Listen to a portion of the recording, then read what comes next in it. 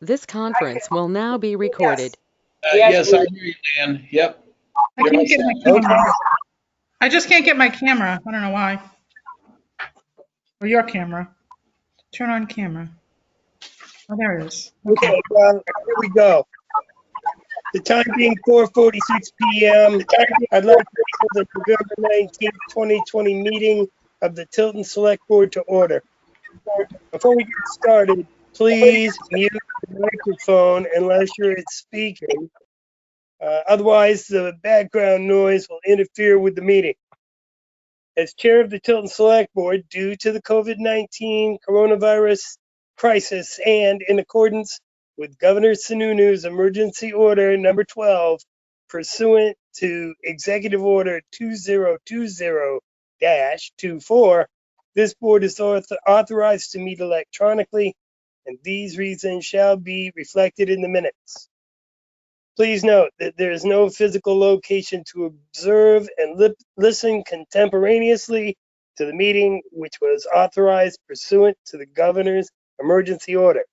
However, in accordance with the emergency order, this is to confirm that A, we are providing public access to the meeting by telephone, and members of the public wishing to attend this meeting electronically may call the following conference number at 1-866-499-4679, access code 817-026-717, and press the pound key.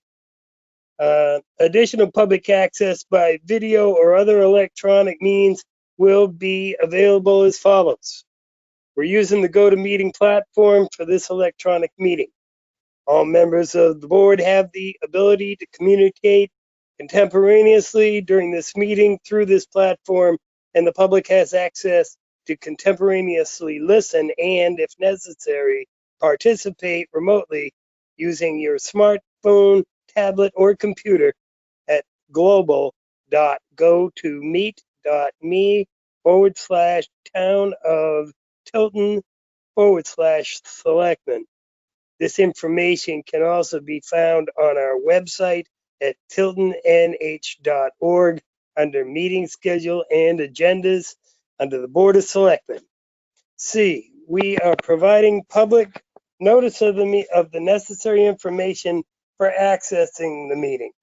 We've previously given notice to the public of how to access the meeting via telephone and conference and by GoToMeeting, and instructions are provided on the Town of Tilton website at tiltonnh.org and at the town kiosk.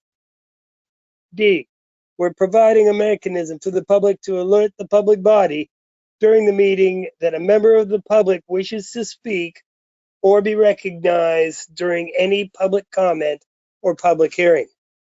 If you are a member of the public listening in and have questions, please write your questions down, and at the end of each agenda item, I will ask if there are any questions from the public before we move on to the next agenda item. Please state your name, address, and then ask your question. E, we are providing a mechanism for the public to alert the public body during the meeting if there are problems with access. If anybody has a problem, please email web@tiltonnh.org, which will be monitored during the meeting. F, we will adjourn the meeting if the public is unable to access the meeting. And in the event the public is unable to access the meeting, we will adjourn the meeting and have it rescheduled at that time. Please note that all votes that are taken during this meeting shall be done by roll call vote. Let's start the meeting with a taking of roll call attendance. When each member states their presence, also please state whether there is anyone in the room with you during this meeting. This is a requirement of the right to know law. Constantino here, and there's one other person in the building with 5 dogs. Fog present, currently one dog in the room. Jessamine is present. My son is in the house somewhere, but I don't see him. Ira. Eric? He doesn't appear to Okay, be. no, Eric. I Scanlon. think, Eric. I think he's traveling and he'll be connecting soon. Okay, thank you, Sheena. Scanlon? You're muted, John.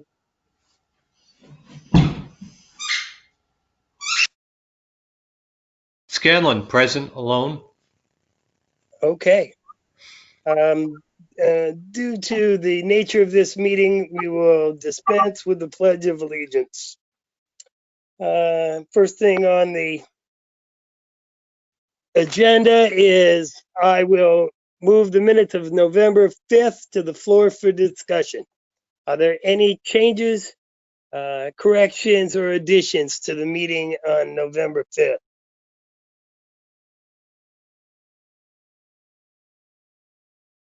Okay, maybe it's just me, but hearing no objections, I'll make a motion to approve the meeting minutes of November 5th as presented. Is there a second? I haven't had a Am chance I- to read them, so I'm not going to vote. Scanlon, second. Okay, we have a motion and a second on the floor. Is there any discussion? Hearing none. Roll call vote. Constantino's going to abstain. I have not had a chance to read them. Bog, yes. Bog. Jessamine is yes. Still Scanlon, yes. no Peters. Scanlon, the motion carries.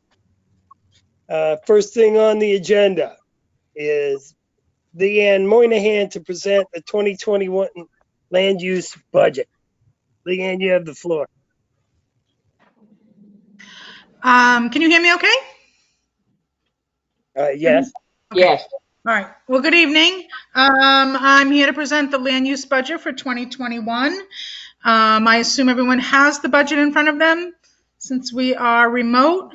I did just get an updated budget, so I don't want to give wrong numbers.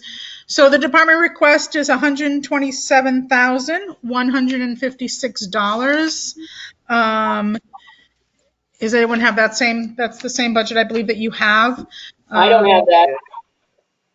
You don't have that? Did you just give out a recent one? Yeah, Tim just emailed me one, so. When did I- you email it? That's In your, fine. in your board packet and also in your email is an updated budget, but the land Let's use. update that. I can just tell you I think the only differences are the stipends, which changed because we have a few more board members coming on. Hopefully for next year, we got a couple new members interested. So I think really the difference between the previous, and Tim can correct me if I'm wrong, I think from the one you may have already and the one I just said is a few $100s in the stipends line for both planning and zoning. Okay? Everybody good with that? So no major changes on the budget. We are below on some of our actuals, probably because of COVID. We weren't in the building as much, therefore we weren't using as much material. But other than that, I think everything else is pretty level. We did add, as you know, 4 hours to the part-time employee that I have. That's been great, so that she is attending those meetings and doing minutes of my zoning and planning board meetings. And like I said, other than that, the only increase is in the stipends because we have a couple new members coming on, I believe, and hopefully we'll have full boards with alternates, which will be really nice starting next year. They might even be starting this year, but we'll see. Does anyone have any questions on the budget? Peter? So on the land use technician support, the full 25% increase is attributed to the 4-hour increase, or is there a raise in it? No, there was no raise. Okay. No problem. Okay. Thank you. Anybody else?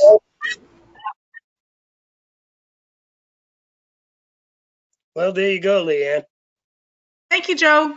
Thank you. You all have a good night. Thank you. You're commenting on something I don't have. Thanks, Leanne. 1 minute, I can forward you my email. Oh, that's fine. I'll get it. Thanks. I'm Okay. sure it's okay. Okay, thanks. Have a good night. Okay, there you go. Next up is Tim Pearson for the finance IT budgets and for the police department financing. Has that been updated as well, Tim? Yeah, so in your email and also I sent a link that has a link into the folder that has the documents that I was gonna talk about. So you sent us an email. Now I've gone through every single one of my emails today, and the only one I have not been able to read is the minutes. So I have not seen an updated. I just sent it right before the meeting started. So Well, no wonder we haven't seen. I have it open on mine at home.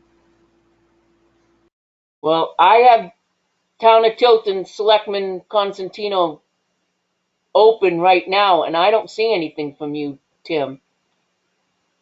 okay, well, if I could direct you onto Google Drive, I can. It's also in the folder there. So in your Board of Selectmen dashboard. Oh, Joe. Yep. Dashboard. Yep. If you go into board packets and then Yep. the Selectmen's meeting of 11/19, and then finance presentation documents.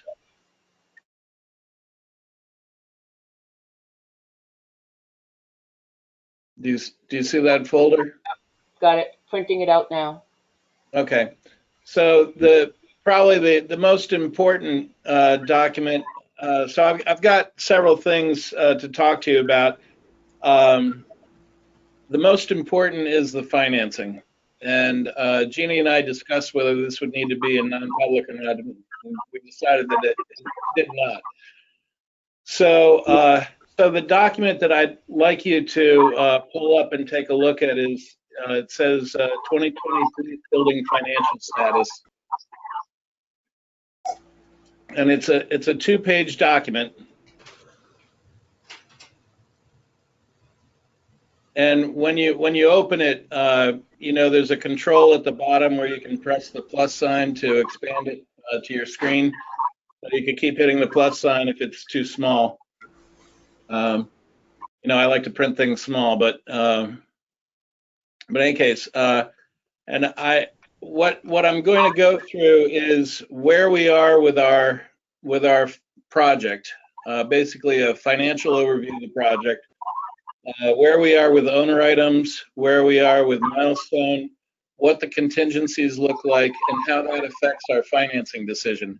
So first of all, before we get into the nitty-gritty of that, we did receive a letter from New Hampshire Municipal Bond Bank informing us that that we've been approved for a loan of up to $4.7 million for 20 years, level principal. So on and so forth. And we have until December 10th to decide whether we're going to go with New Hampshire Municipal Bond Bank. We've been given a maximum rate of 1.71% for the 20 years. So it will not exceed the 1.71%. At the same time, as you may recall, the bond bank, the way it works is there's less flexibility in a product like that. So so when we pool our loan with other communities, it goes out into a bigger offering, and let's say we wanted to use the proceeds of the sale of the old police station to bring down the principal, we couldn't do that. So whatever we borrow when we go into the loan, that's what we're stuck with unless the entire series is refinanced at some point in time. So that's the way that works. So that's 1.71%. At the same time, we've been able to negotiate a sub 2% interest rate with Franklin Savings Bank, 20-year tax exempt note at 1.95%. So I'm going to take you through and show you how the effect of both of those works out. So clearly, New Hampshire Municipal Bond Bank is going to be a lower lower interest rate, but it may not be the best option for us as a town. And I actually think, personally, Franklin Savings Bank is a better option with a 1.95. But if you'll just bear with me a minute, I'll go through these through our financial status with the project so you can see where we are and what we're looking at. So does everyone have that sheet? Yep, I have. Okay. All right. So Which sheet is it? it's called the 2020 Police Building Financial Status. Got it. Okay. So if you start on the second page, nothing like starting on the back first. So this is the fundraising, and on this page it shows what we've received, what's been committed, what the totals are, and a few other in-kind items. So to date, we've received $5,000 from Napoli Group for the fitness room, which we believe will need to be used for fitness equipment. The Common Man gave $5,000 in honor of the kitchen and break room. Franklin Savings Bank gave a $5,000 donation as a general one. The brick and tile deposits that we've received already are $3,630. Those are largely monies that we've collected locally for ones that have been done. And then the committed items, well, next are the in process. So we have an additional $815 waiting to be deposited, and we're expecting about $10,000 of credit card payments to come from the brick and tile company once the shipment goes out. We've also have the $25,000 committed from AutoServe, and they gave that in recognition of the police lobby. The lead group has committed to $5,000, and Bob McPherson has committed to $1,000. So there's still $31,000 left that are committed that we haven't received yet. Jim, can you just quickly answer a question for me? The brick tile, I was under the assumption that we collected a lot more money than $10,000. Well, we have. So in total, the total sales were over 18,000. But when you back out the cost of the material and the labor and the shipping, and then the credit card, fees and so on and so forth, we have a total of the $9,999 plus the $815 plus the $3,630. So this is just profit. So this is our profit, right? So this is the actual money we're receiving that we can use towards the building. Okay, got it. Thank you. So in total, we're looking at just over 60,000. Now, the chief is still working on some other businesses. I know that he's contacted another dealership, and hopefully we'll hear from them. And then there are some in-kind donations. Home Depot has given kitchen appliances. Lowe's is donating fencing materials, and I possibly installation, I'm not sure. And then Walmart, I believe the chief is looking to Walmart for some of the televisions that are in the PD. So in any case, there's 60,444. You back out the 5,000 for the exercise equipment, and we're looking at roughly 55,000 there.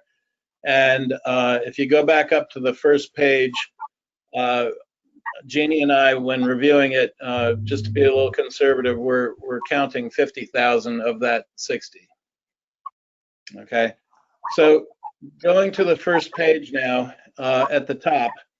So in the column that says 2019 estimated budget, if you were to go back and look at our any of our public hearings or the Warren article, that sort of thing, the approval was for 4.716518 million, and that was made up of 3.998 million for Milestones construction and 718,000 and change for owner items. So in our owner item area, you can see all the various vendors and projects, what the estimated budget was, what the revised budget was, what we've actually paid out year to date, what we've got in reserve, what, in other words, what we're expecting to spend, and what's available. So either over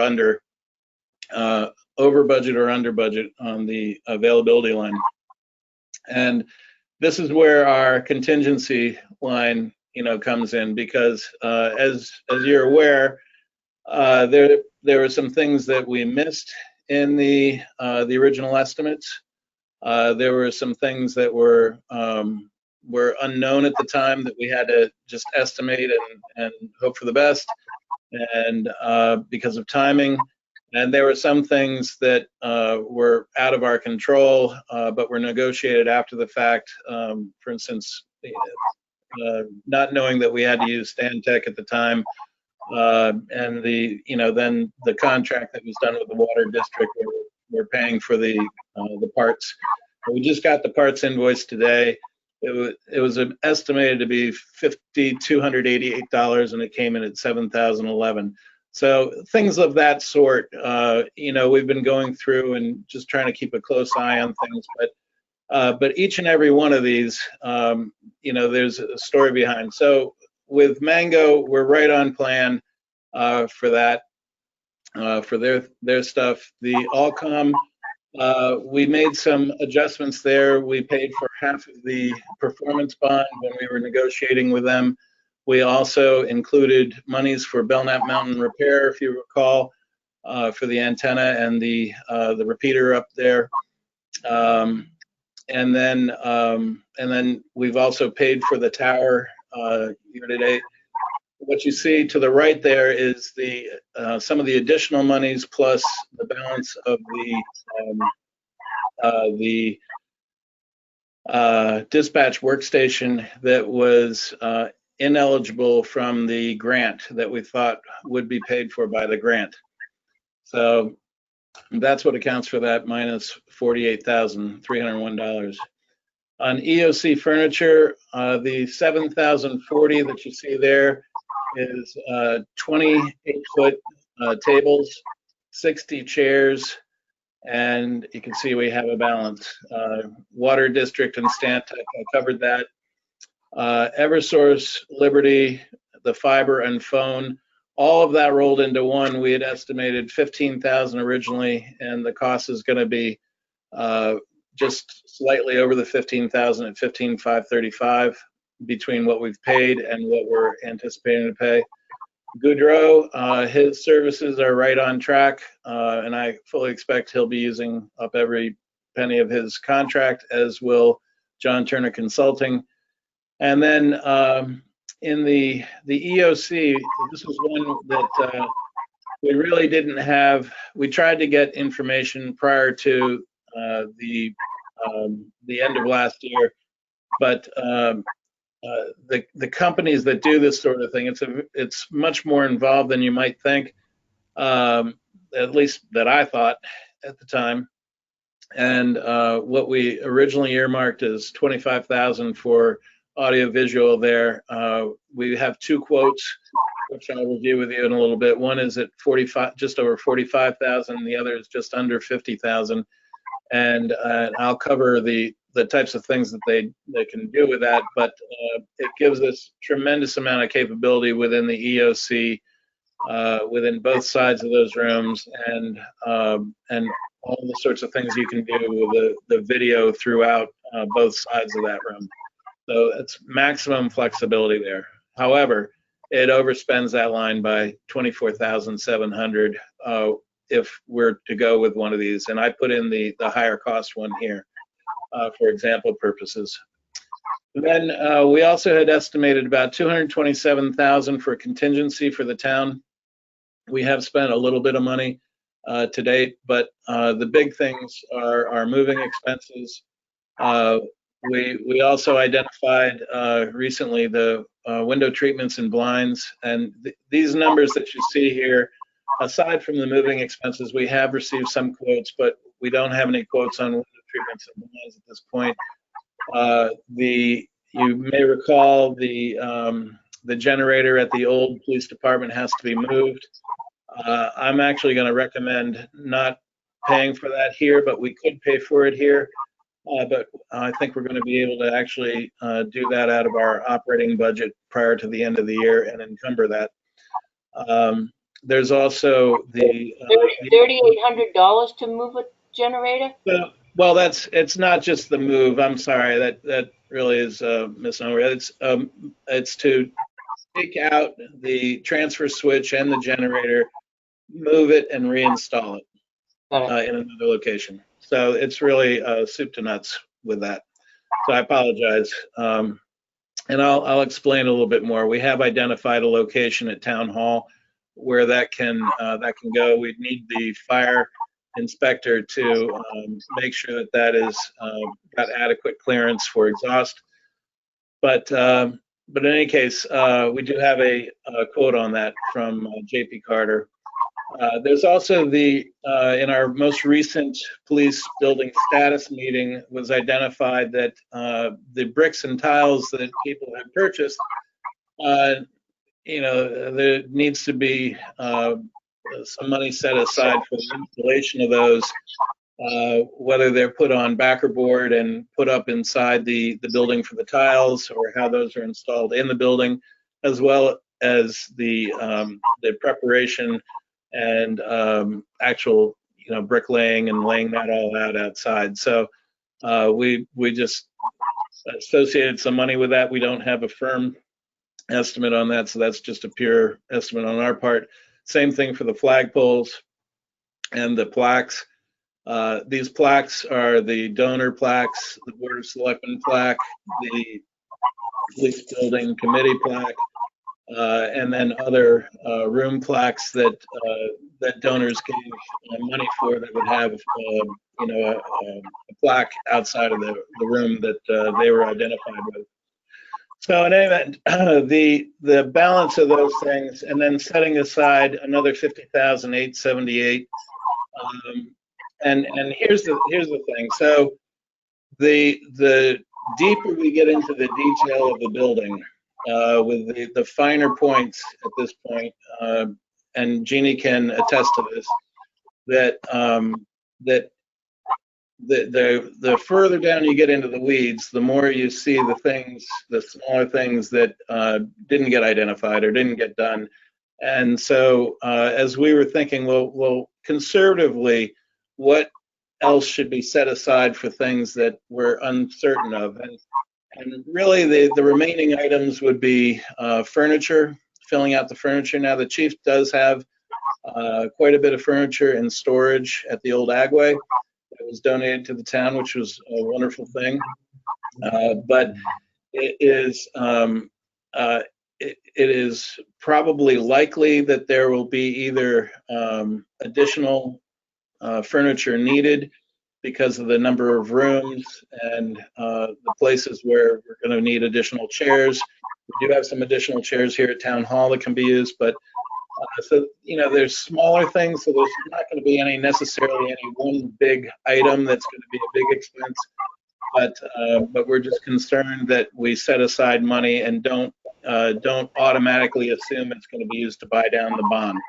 And that's really what the purpose of this, looking at this contingency is. So with all that said, our original $227,000 contingency, we conservatively we think that we'll have at least $50,000 left over at the end of the project, if not more. No, so, can I just say something? Please.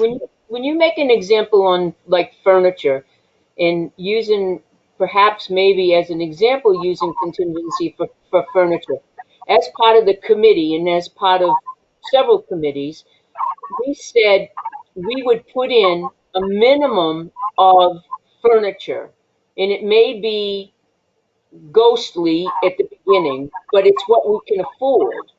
And then as we go along, it's not going to be completely, totally outfitted from the day you cut the ribbon to the day, you move in. It doesn't need to be completely outfitted. In time, we can go to White Farm, we can collect furniture, we can get all these kinds of things. We shouldn't we shouldn't spend down the contingency on getting the best of the best, particularly in furniture, when we know 6 months from now furniture is going to come available at places like White's Farm, and we spent it for nothing. Right. If I may, I don't disagree with you, Pat.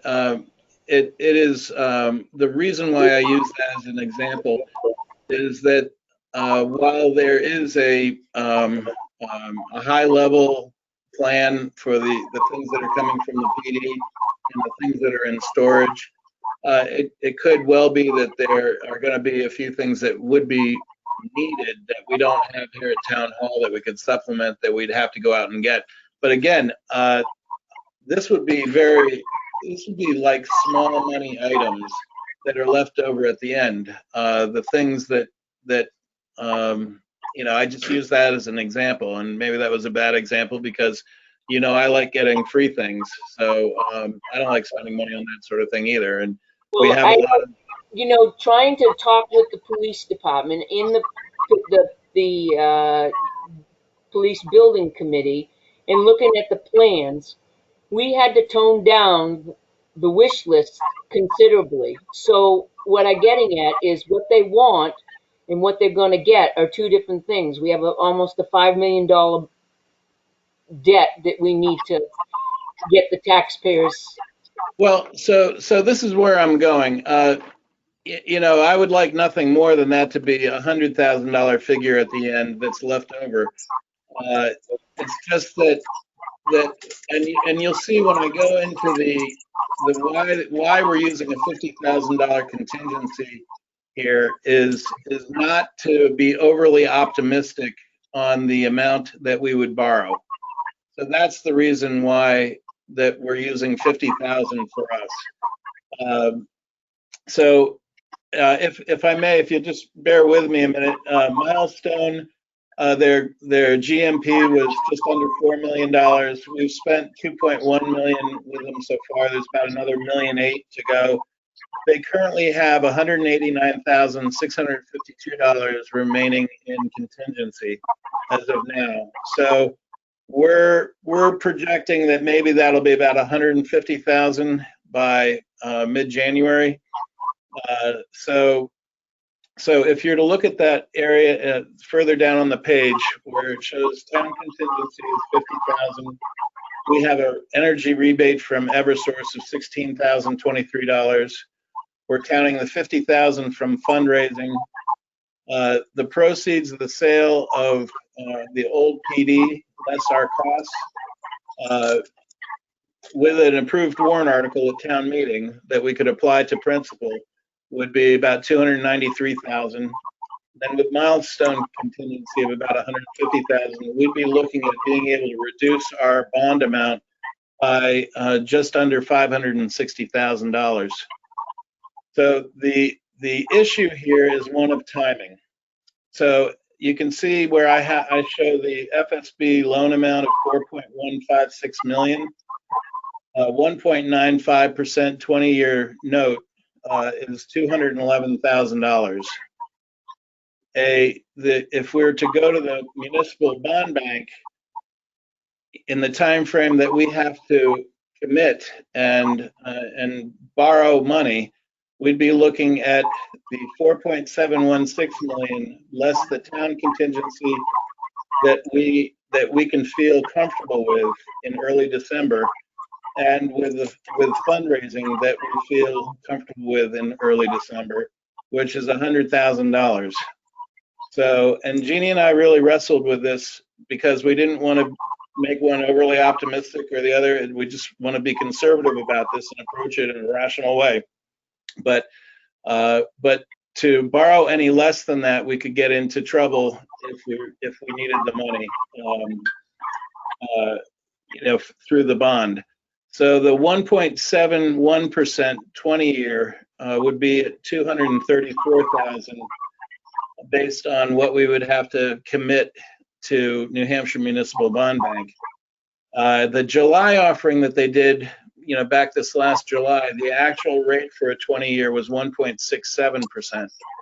So, and the 1.71% is a maximum rate. So we know it'll more than likely be less than that.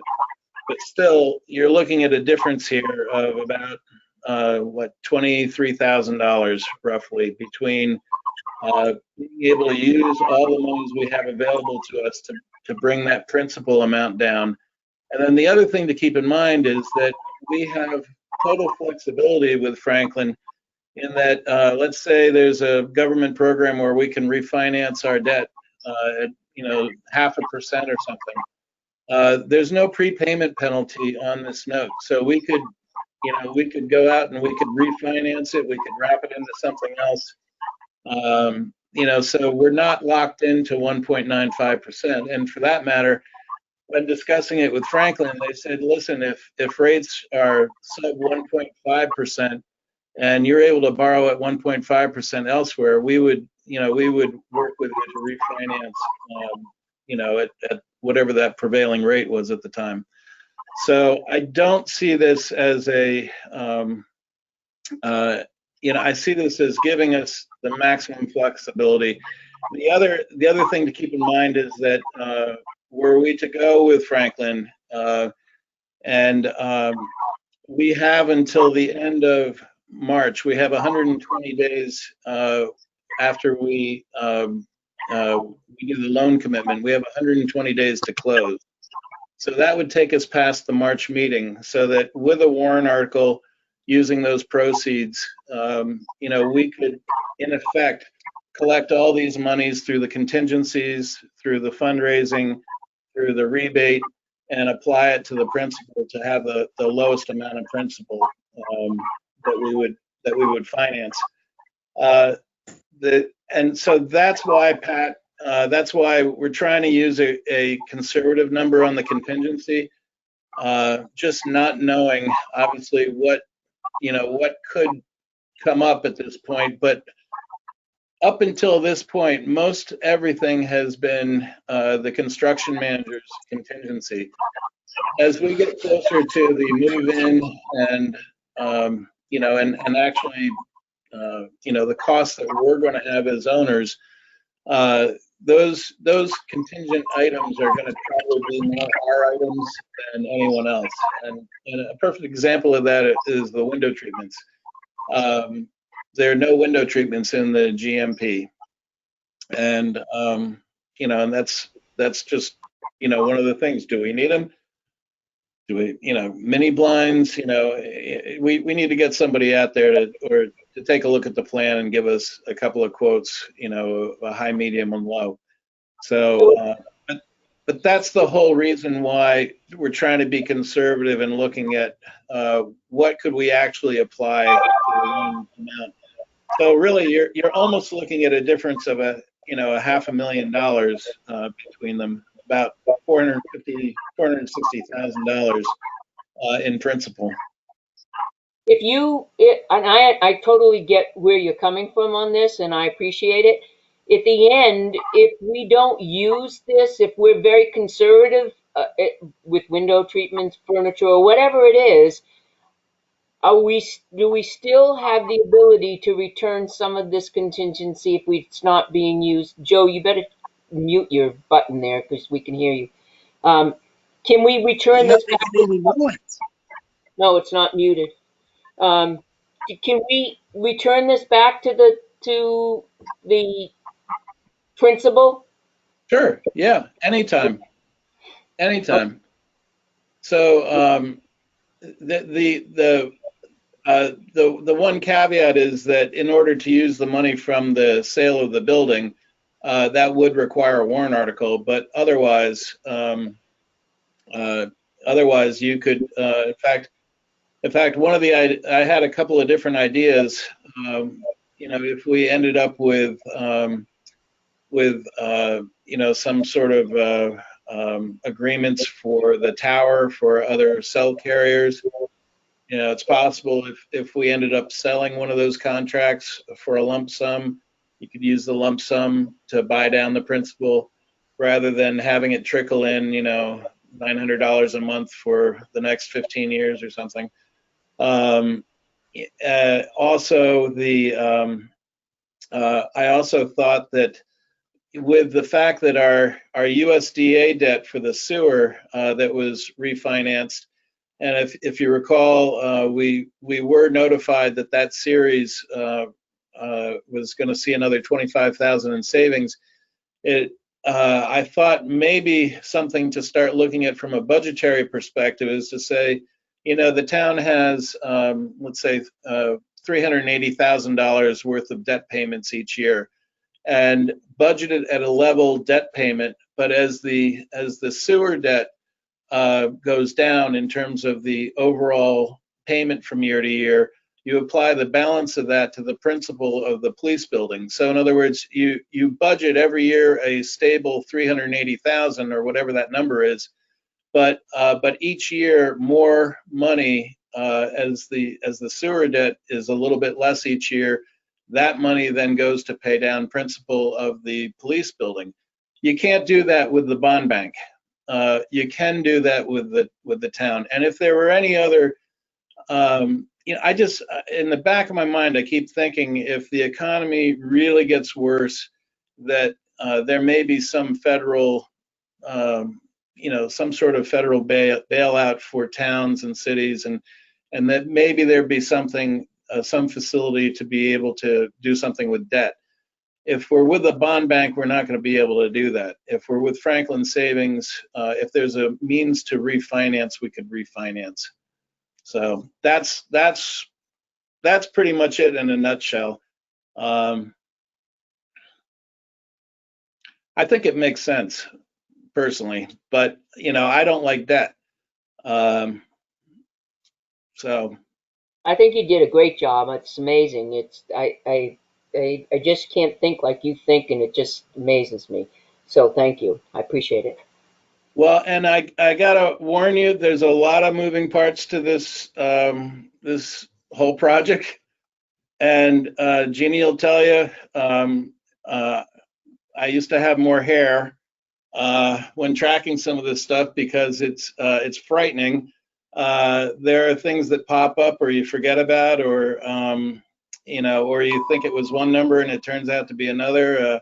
We're doing our best, but these, and as we proceed forward, I'm going to be using this as a basis to make sure that we're looking at our actual payments and what has been estimated as the remaining balance. So I'm hopeful we'll have more, much more than 50,000 left over as a contingency. But again, that's, just keep in mind, there's a lot going on with this, and the rest of Jeannie's day and my day doesn't change, for the other things that are going on, with, any of the other projects that are happening. So the board did ask me recently to, by the way, I do have a motion I've written up, and I would recommend going with Franklin, and I can send that to you if you would like to act on that later on in your meeting. But the board did ask me to look now while we're here. Okay, so Just put the motion up on the screen. When do we have to have it in by, Tim? so they have a loan. If we want to proceed forward, all we need tonight is a motion, and then we would I'd have to supply them with documents, our updated cash flow, financials, things of that sort. By December 2nd, it would go before their loan committee and their board on the 16th, I believe, of December. Yes, the 16th. And the president of Franklin Savings reviewed the interest personally because he would have to vouch for this for the town, and they want to keep the banking relationship with the town.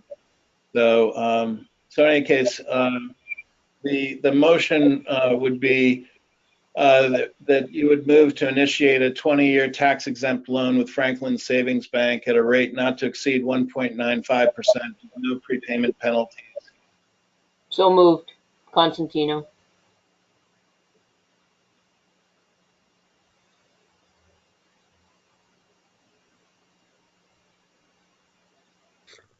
Seconded, Scanlon.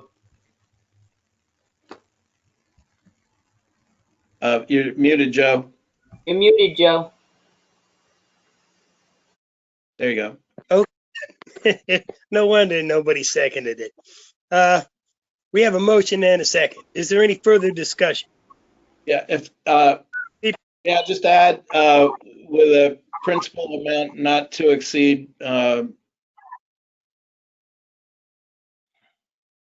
guess 4.6 million. It's going to be much less than that, but you got to have something written down.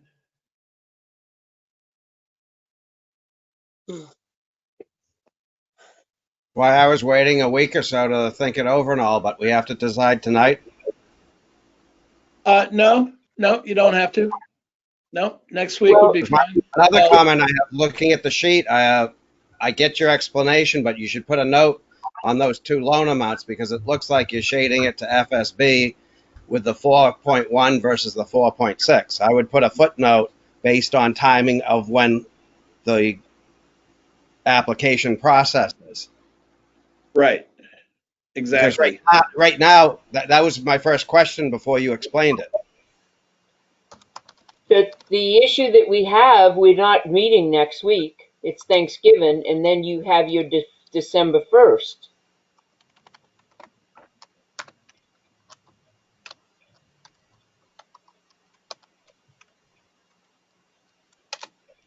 So next Thursday is the Thanksgiving. And then the following week is your deadline, correct? Yeah, so just looking at looking here at November. I mean, if it would work, we could have another maybe a meeting just specifically to take a look at this. You know, it's a big decision.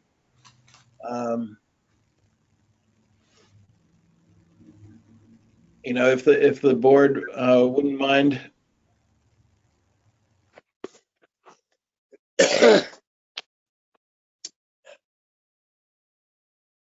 Well, for the sake of the motion, then I would suggest you adjust your FSB loan amount to 4616518 and put in that number to match the motion.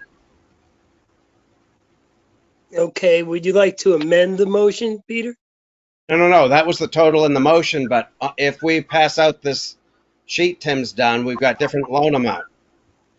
Match the FSB loan amount to the motion, 4616518, same as the bond bank one. So just change the sheet. On Tim's sheet, yeah, just change the FSB loan number, Tim. Okay, all right. That To match because our motion's for the 4616518. The motion's not to exceed 4.6. It should be the whatever the bond bank amount is to match that, and then okay. it should I come see in what less. you're saying. I see what you're saying. So This goes out to the public. That's going to raise questions. Right, no, I understand. right. Yeah, That's a good point.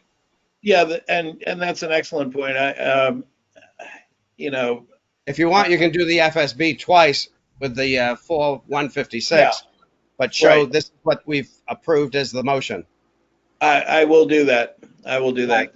So Yeah, put the figure of 4616518. I'll amend the motion to that. If you do that, I'll Is there vote a tonight second to to not the hold it amendment? up. What's that, Joe? I said, is there a second to the amendment? I'll second. We have a motion and a second to amend the motion. Is there any discussion on the amendment? Could I ask a question? Is it, Absolutely. Tim, are you amending, wasn't the motion for up to 4.6? I was amending the original motion. I'm not sure Joe caught that. Yes, it's an amendment. But, okay. What was the original motion? so the original motion was Not to exceed 4.6. To initiate a 20-year tax-exempt loan with Franklin Savings Bank at a rate not to exceed 1.95% with no prepayment penalties, not with principal not to exceed 4.6 million. Right. So all Peter was I don't, if I understood it correctly, Peter was just saying, change the sheet so that it's Right. reflective, it's equal. There was no requirement to amend the motion, was there? Well, I'm just trying to make it clearer because now you've thrown in a third number at 4.6 even. We're matching the bond bank. So we're saying if it happened at the same time as bond bank, this could be the high amount. We're anticipating it actually to be the 4.156. No, I understand that, but the motion was up to 4.6, which is the high number. That was the Well, it's original motion. 16,500 short of it. I'm just trying to match for sake of so less argument. If you look on your screen, Last argument. When I see different numbers, Joe, it raises questions. He said less argument to the public, not to us. I think that what Yeah, he's yeah. That's the general. So Tim's going to go to the bank with not to exceed 4.6, and it's actually going to be around the 4.156, and that's going to be a lesser amount. But for the public's sake, to say that we're doing it the right way based on timing and balances and when we're going to close, then the FSB would be the right way to go. Agreed. Okay, look, let's vote on the amendment. Is there any other discussion about the amendment? Hearing none. All those in favor, roll call vote. Constantino, yes. Yes. Jessamine, yes. Scanlon. Scanlon, yes. Okie dokie, the motion, Pyra. Pyro's not here, is he? Yes, he is, Joe. Oh, there you go, Eric. Sorry about that. Pyra? Okay. Are you a yes? Yes. Okay, Scanlon.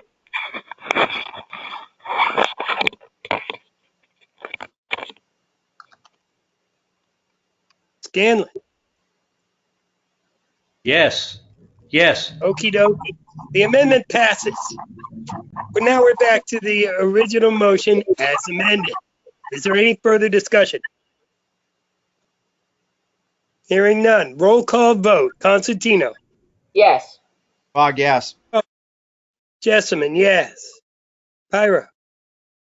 Ira, yes. Scanlon. Scanlon, yes. The motion carries. okay, wonderful. Thank you very much.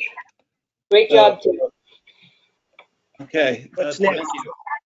All right, what's next is, let's see, where am I here? Hang on, let me unshare the screen before I get myself into trouble. All right, there we go. All right, oh, so, yes, thank you.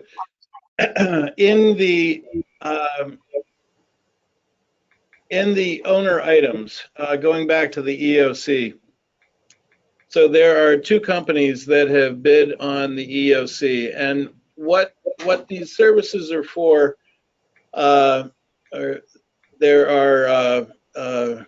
most of it is all the equipment, but essentially what we'll be able to do in the EOC, there's a screen, a large screen in the front. There's two TVs that we're bringing from the PD on either side of the screen. There's a projector that's included from these companies. And then there's a podium that we have at the PD, an old podium, that there'll be a control panel, and there'll be a TV as you enter the EOC on the left side by dispatch. There'll be a big TV on one side there, catty corner part of the room. If I can bring up a plan, I can show you. So there's multiple TVs in this room. There's the main screen, and then there's 8 wireless mics along with speakers up in the ceiling. And the room can be divided, and audio can be had on either side. And then when the room is divided, it's also possible to have the presenters at opposite ends. So on the very front part of the room, the presenter would be against the wall that shares with dispatch. And in the very back part of the room, the presenter would be on the wall that shares with the chief's office. So they're as far apart as they can get if the room divider is in between them. And they're able to connect to either of those TVs to do a presentation, or if there's an emergency going on, they can put up things on 4 televisions within the room and or the main projector. And as I said, the TVs are being donated. So at least that's the plan. We're taking the ones from the current PD and getting you donated. So it's all the other equipment and the control panels that allow the presenter at the podium to be able to mirror the TVs to what's on the screen. So somebody could have an agenda up on one screen. They can be showing something on another screen. People in the back of the room can be looking to one side and mirroring the what's on the projector, so they don't have to squint or try to see at a long distance. And the same thing goes on the front right area if you were facing the projector. So one of the things that Jeannie and I had discussed, and the uses of this room, was that it's very possible, and I don't know if any of you remember meeting at Eversource way back when. So there was which is probably what it would be like meeting in this room, but it could be used for the selectmen or for other boards. It could be used for public hearings. And with the audio system, it should be sufficient, along with the video system, that everybody should be able to see anything you want to see. Unfortunately, it comes with a pretty hefty price tag. Like I said, the lesser of the two is about $45,000. The higher was $49,000. And the one thing that I would have liked to have seen incorporated into it, and this is with us cutting some things back that I think the chief would have liked. But we couldn't. We brought one of them down from nearly 70,000 to a more realistic set of things. So the one thing I would have liked would have been a higher end camera that we could have mounted on the ceiling, pan, tilt, zoom type. They're about $1,700. It's a Logitech that would allow us to do this sort of meeting and broadcast meetings that are held there. But that is not in the current either of the current proposals. I put both of them in a folder there. More than welcome to look at them in the board packet at your leisure, and I guess what Jeannie and I are looking for more than anything else is the direction on this room. How extensive do we want this to be? And that wasn't expensive, that was extensive. No pun intended there, but we want to make sure that we're doing things right that are going to last, just like the building. So it's a question for the board. What, based on what I've described, do you feel that's too much, too little?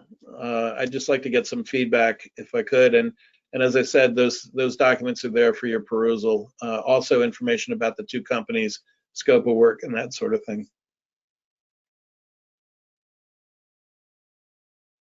Joe, you're muted.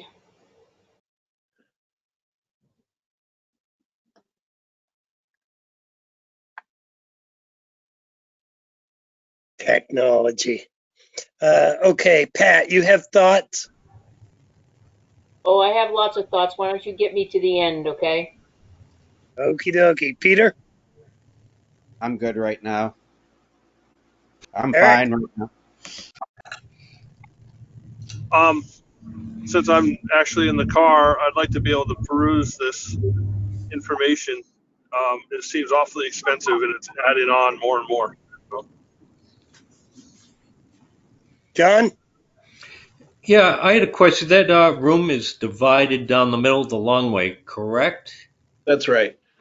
Okay, so to get to the side of the room where the windows are, you have to cut through the first room?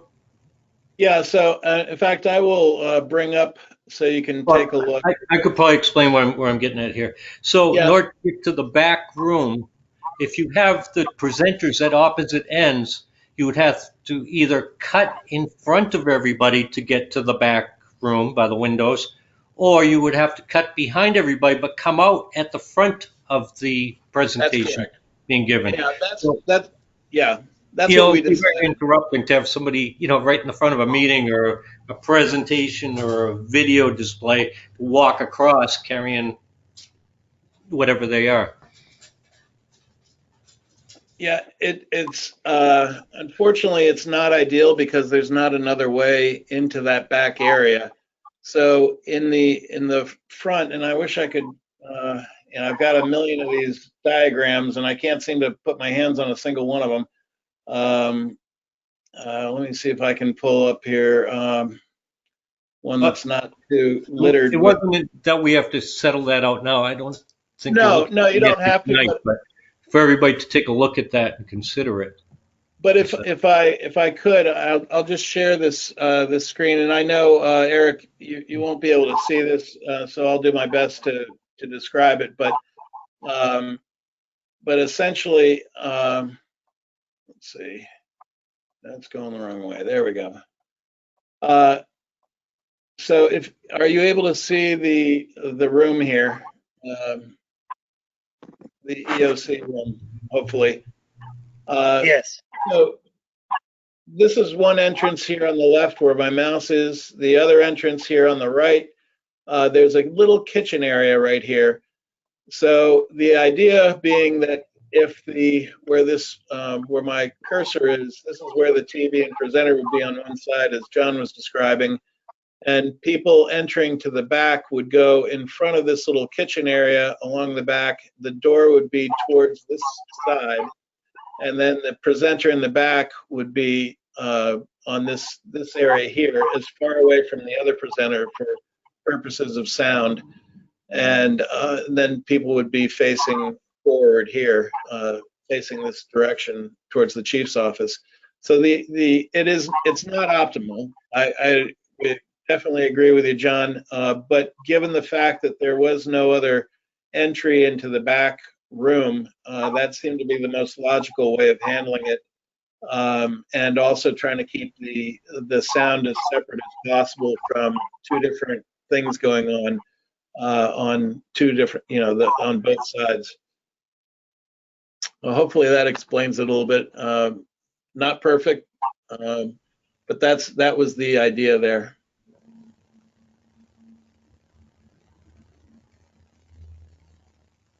The first thing that comes to mind, Tim, on that diagram, and I actually went over and saw the room, was why did they divide the room that way instead of the way that would allow for two doors? You got two doors in one room, no doors in the other room. Chief, do you know?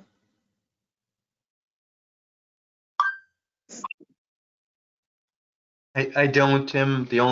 I know they had to hang a steel beam to carry that wall. So the only thing I can think is that they had to install it that way to install the steel beam, I guess. But it's not ideal either. I agree with everybody. I wish that there was another way for people to get in and out of that back room, John.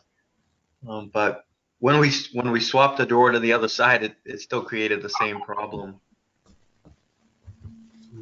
Tim, I think the design is that way to create two square rooms instead of two long, skinny rectangular rooms. That makes sense. Yeah. So in any event, So those you'll find those folders. One is marked. Let's see here. Tim, Yes. I also remember that they said the wall had to recess, or that the temporary wall had to recess inside of a wall. So there's actually a recess place on either end that's kind of buried behind closets. So I think if they flipped it, I'm not sure that they'd be able to do that. Yeah, it's actually inset from your office and the kitchen area. So in any event, in that the board packets in your Board of Selectmen dashboard underneath finance presentation documents for the Selectmen's meeting of 11/19, you'll see a folder that says EOC audiovisual proposals, and there's pricing for each one, and then there's information about the company and scope of work. So that's just for your perusal, and maybe we can talk about that at another time. The room is closed up, so any installation would be done, after the fact. But so no decisions have to be made right now. The other thing that I wanted to talk to you about tonight, if I may move on, and I'll try to. Pat's still got questions. Sorry about that, Pat. Well, I don't really have questions as much as the way I feel about this is that I got a feeling that this is happening in many other towns where they build something and then all of a sudden in the last minute things come up that they forget to put in the grand scheme of drawings and things like that. It seems like we're adding an awful lot of money in pleasure, if you will. And I'm very torn about this here because I know 5 years from now we will have wished we would have done this, but I'm also torn because it's added money and we're kind of being pushed into a corner here to make a decision to say last minute, let's spend the money to do it, and it's $49,000 to do it. And oh my gosh, and we're really going to be sorry if we don't do it in 5 years from now because they'll never get it. And I'm really, these are the things that are going to start coming up in the next couple of weeks when we start to finish all these different rooms. And you've got to draw a line somewhere in audio and visual. If we're going to have the ability to host training there and for the EOC and for the selectmen to use that at some point for their own training, health first and all that, health trust, then I would be on the right side of it and say, yes, go ahead. But we have to be able to draw a line in some of this that's coming up last minute of things to pull back on and say, you know what, we've got to be able to do this at a later time. The money that the people are going to see in their tax rate next year, we're going to have to answer to that. That's all I have to say. So if I may just say, keep in mind that we did estimate originally 25,000, so we'd be basically double if we were to go with the more expensive one. I definitely agree with everything you said. I think Jeannie and Jeannie, please pipe in, but when talking about meetings, that it actually presents a more optimal place to meet than maybe town hall for some things, because there have been some conflicts, meeting conflicts at town hall, and also there's more parking, more availability of parking over at the PD, and it's one level, so there's less of an issue for some people. So just a thought.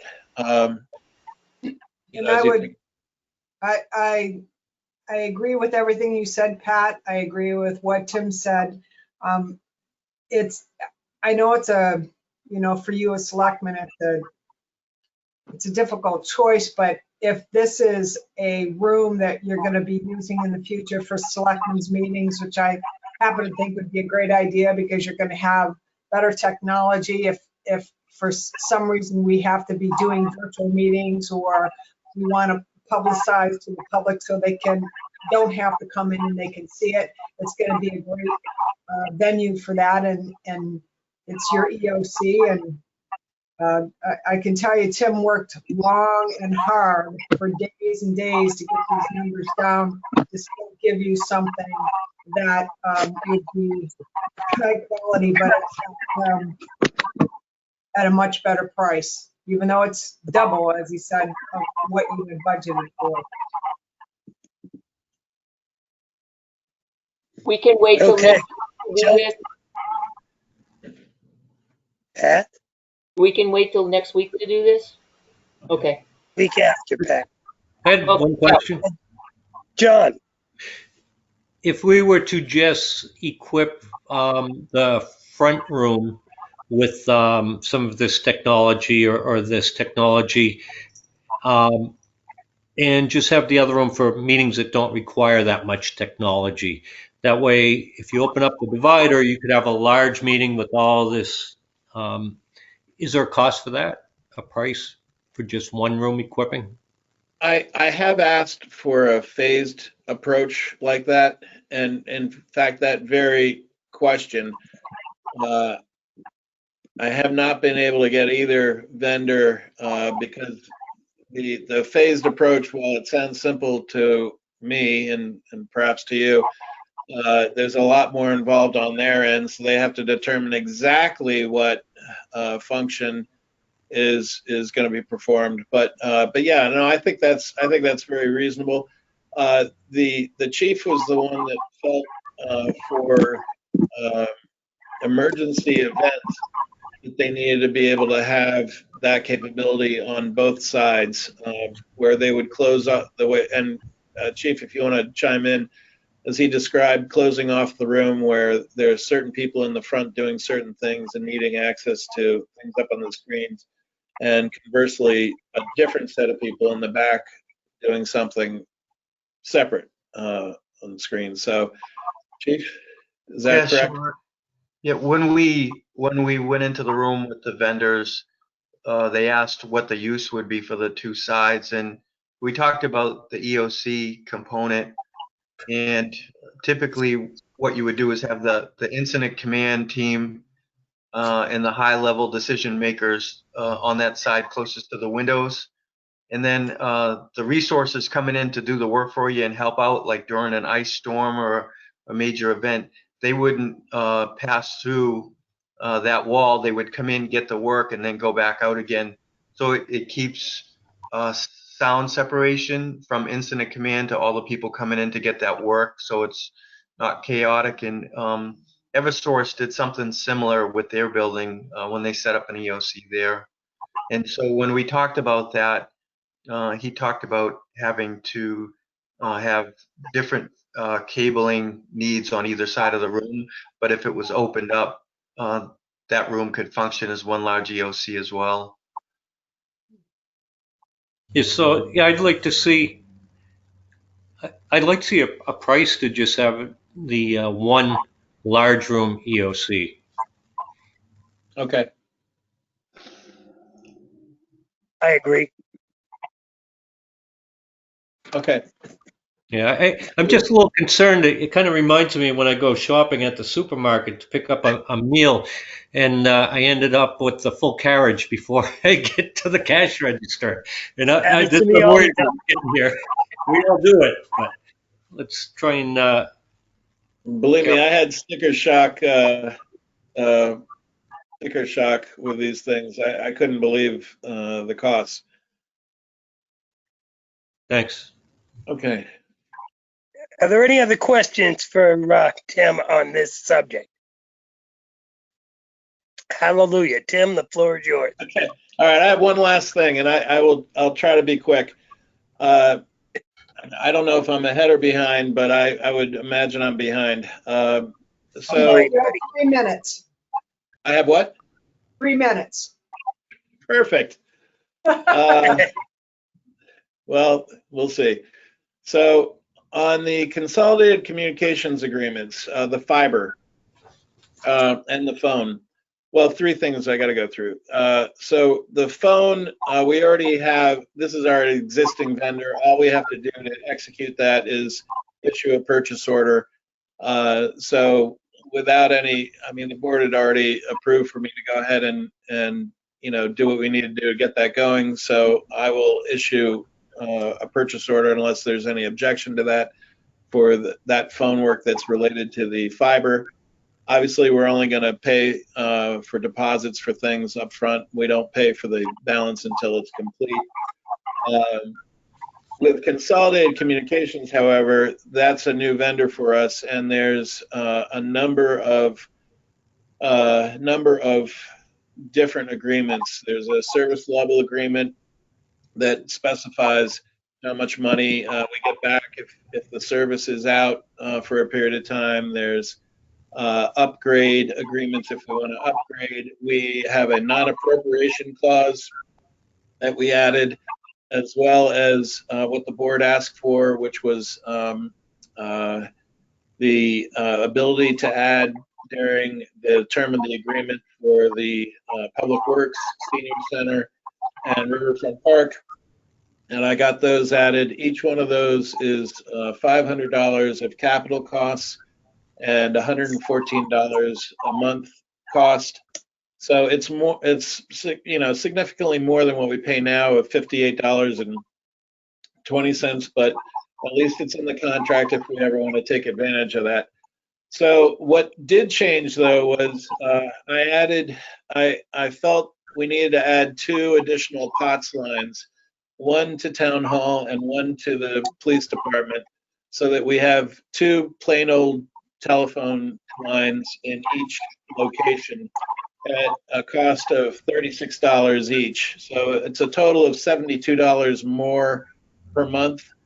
But and that's so that we can have a dedicated fax just on a regular old line, because the courts still use faxes over at the PD, and the vets and vehicle documents come in to the clerk via fax, and all the dog licensing comes in via fax. So in any case, we can drop those at any time if we find that, hey, we really only need one plain old telephone line at each location. We can drop them at any time. But if we don't put them in the contract, we can't add them at a later time. So I'd rather have them and not need them than the other way around. So to make up for that $72 increase, though, I was able to get Consolidated to drop their capital costs from $4,500 up front down to $2,500. And that breaks out to $1,600 for the police department. $900 still is the same for Belknap Mountain, and that's because they literally got to go up that mountain apparently.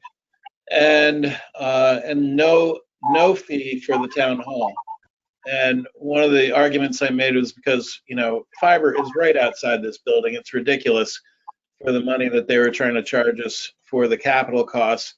But the way I believe in talking with other people that they price these things is it's a combination of the capital cost and the monthly. So they're looking at the total profit picture over the course of 3 years.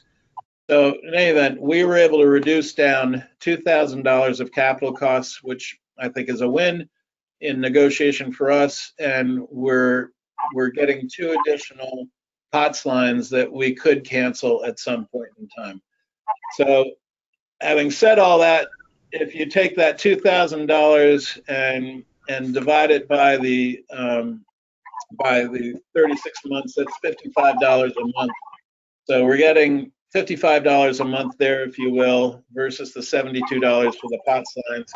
It works out to be the equivalent of $17 more per month than the sheet that I showed you back when you approved it. I did want to make sure that I mentioned that. I did not think it was significant to revote it because you didn't vote on a specific number, but I didn't want to proceed forward without apprising you of that. As I said, there are a number of documents to sign. There's one signature place on all of them. this is one of these sort of dealing with AT&T type places. And to be honest, this is one I would, not that I have any grand desire to do it, but this is one I would probably recommend if you were ever going to have me sign something. This would be the one to delegate me to execute these, because there's a lot of little stuff with it, or else have one of the selectmen do it, and I can put it up. They're all in a folder. You can look at all the documents up there on the in the Consolidated Communications Agreement folder underneath those finance presentation documents, and you can see all the components of them.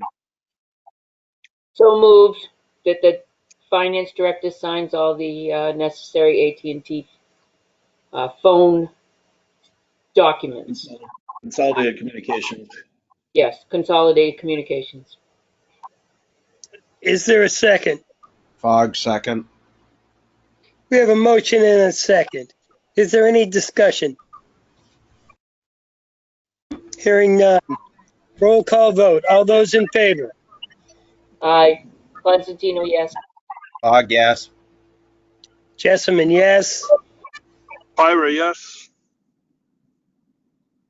John? I think your microphone's off, John. Scanlon, yes. Sorry about that. Okay, motion passes. Tim? Okay. All right. Very good. And then I believe, I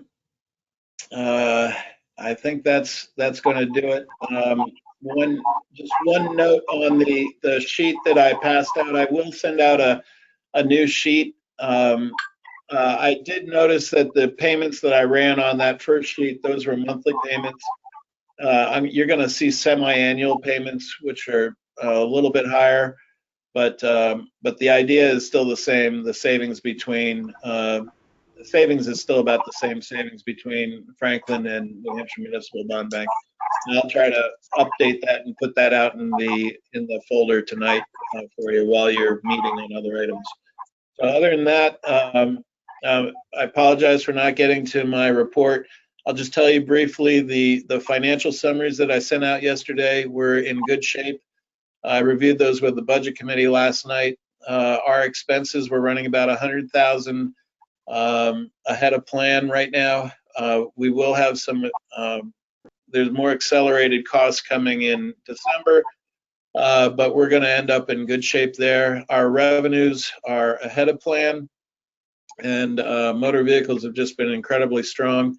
Go figure. So it looks like we're going to have a good year end. Jeannie and I are going to make recommendations on reapportioning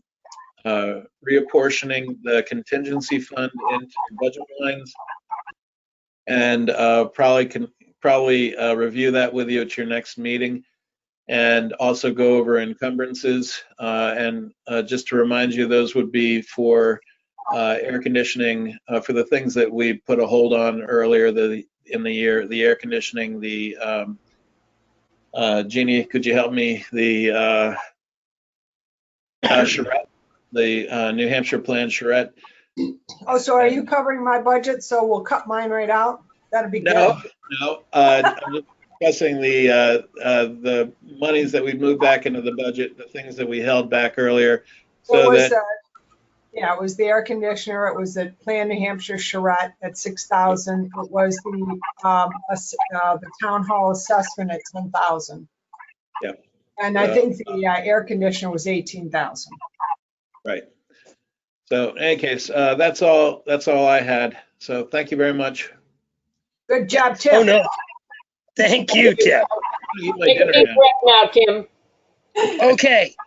So, we're now up to Chief Cormier presenting the 2021 Police Department budget. Chief? Thank you, Chair. And Tim, I just want to say thank you, because if it wasn't for you, this new PD wouldn't be happening. And I know you're doing a lot of work behind the scenes to keep it going and get all the technology in there and try and keep us under budget. And I know you're doing an enormous amount of work, so thank you.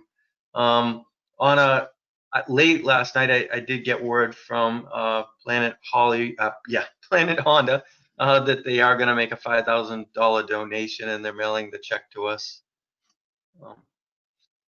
And so that was Okay. some good news.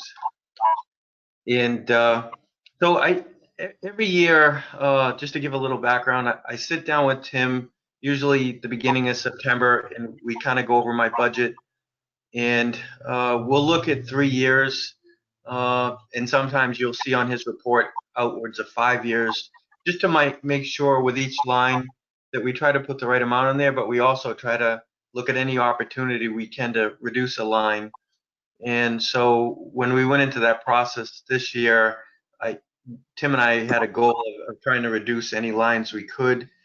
We were able to reduce 6 lines, and try to get my budget, below what we budgeted last year, so that we'd be able to, try to squeeze in some of these increases related to the new building. There's actually 4 different lines going up for the new building: electricity, heat, building maintenance, and janitorial supplies. If you were to back out those 4 lines, my budget would have been flat, but we knew that we were going to have to put some more money in there for heat and electricity. And so the other thing that impacted my budget this year is some grant-related stuff. We got some grant money to reprogram our radios. We also had a radio system go down on Belknap Mountain, and then on top of that, we had some COVID expenses, and so those are in the budget, but also in my overtime and grant line on the back side, they should be reimbursed. And so going down the budget, the lines that I was able to reduce a little bit was training materials, and you were talking about it earlier. We brought that down by 16% because it's our hopes that we'll be able to host a lot of training and really try to minimize how much we have to send people out to vendors. In the past, we weren't able to host training with this facility, and in the new place we can.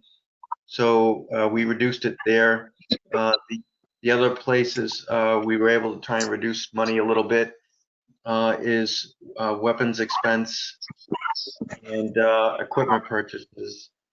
And so with the present budget, the only increases in there that Tim and I actually put in, other than benefits, and he could explain some of those increases, are the electricity, heat, and building maintenance and janitorial supplies. And so we know that some of the expenses related to COVID were reimbursed through the state, but those had to be reflected in my budget. And so there's a couple lines, grant expense and overtime lines, that are either tighter or just over. And in those are either highway safety or COVID related grant reimbursements. And so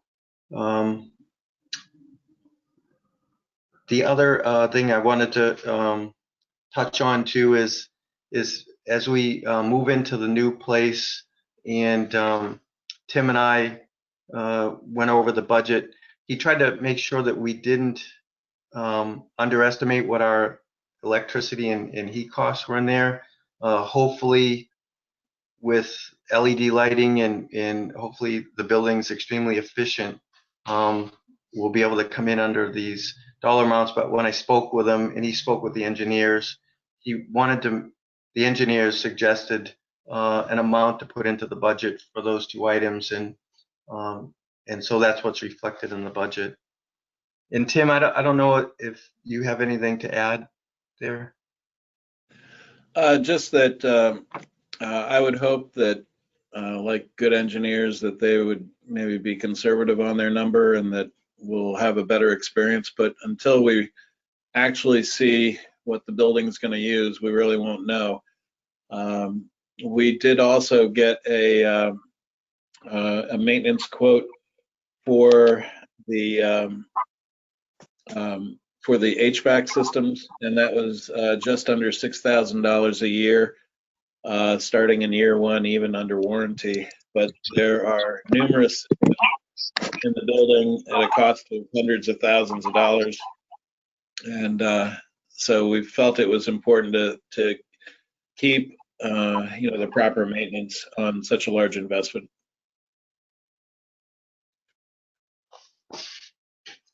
Okay, so are there any questions for the chief? Yes. Pat, let's start with Pat. Well, I just have one. He mentioned that there's a decrease in weapons expense. On weapons expense line, I don't see a decrease, but I do see on the line below that investigation expense, there's a decrease. Did you mean to say investigation expense decreased for the public? Yes, we did bring down an investigation expense. What I meant with weapon expenses, normally it's what we've spent to date. Normally we're able to get to the range 4 times a year.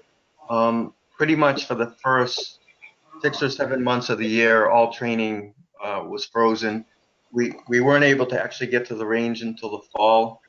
So that line, as it stands right now, is just down 15%, but we did put in there, if things do get back to normal next year, the same amount, Pat. So yeah, I'm glad you caught that. But that's what I meant to say, is that that line is down 15% right now, and that's why. Thank you. Peter? I'm all set. John? Yeah, I got a couple.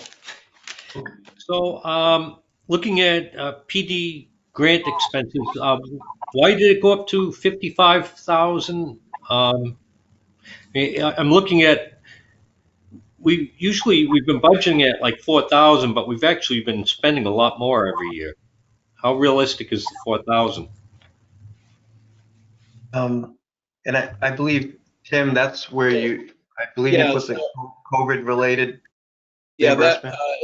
If you recall, when the state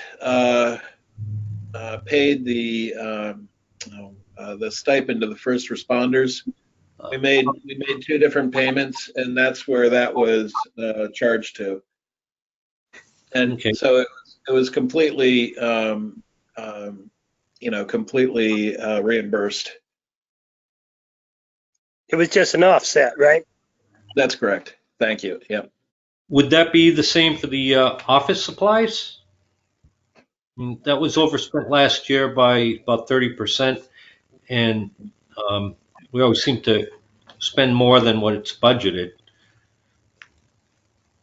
Yeah. So, John, I know right now Lisa's been getting more things in preparation for the move, and so I think between that and some of the other projects she's working on for me, producing some manuals and that sort of thing. We just got the AG's manual, which hasn't been out for several years, and so we had to reproduce that and put it in the patrol room. So there was a couple expenses that brought that number up this year, but I'd say it's also due in part to getting ready for the move into the new station.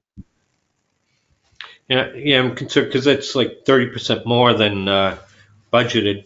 The other thing would be PD equipment, maintenance, repair, and tech. That's over double. Previously, 2019, we only had spent $2,400. On average, we've been spending $338, but we have budgeted $59.70. Why has that increased so much? Double. I can help you out there, Chief. Yeah. Go ahead, Tim. Yeah. So so what you see there is we used to have a donation from 3M for the Cellbrite license. So that Cellbrite license is there along with the Taser Assurance Plan. The costs have increased for that. And we also pay for the vehicle inspection machine. So if you recall, we're splitting the vehicle inspection machine between police for half the year and highway for half the year. So, but the big change was the $3,700 of the Cellbrite license. And why are we paying for that now? Shouldn't that have come to the board to see if whether we wanted to continue with it or not? And not just put back into the budget? This was a donated item every year. Yeah, Which line did it get paid out of before? I mean, I know you get the donation, so it comes in, but it still has to be in a line to pay it. yeah. Well, so it was, I believe, I'd have to go back and check. It was paid for by 3M for years, but the way I understood it, and you can correct me, Chief, but I understood that that was not going to be forever, and that's when that was moved into the budget. Right. I think 3M helped us out for the first 3 years and grant funded it. But then at some point they said they wouldn't be able to continue supporting that. I know that's probably, of everything the detectives use, that's probably the number one busiest device in their office. Everything they do is phone related.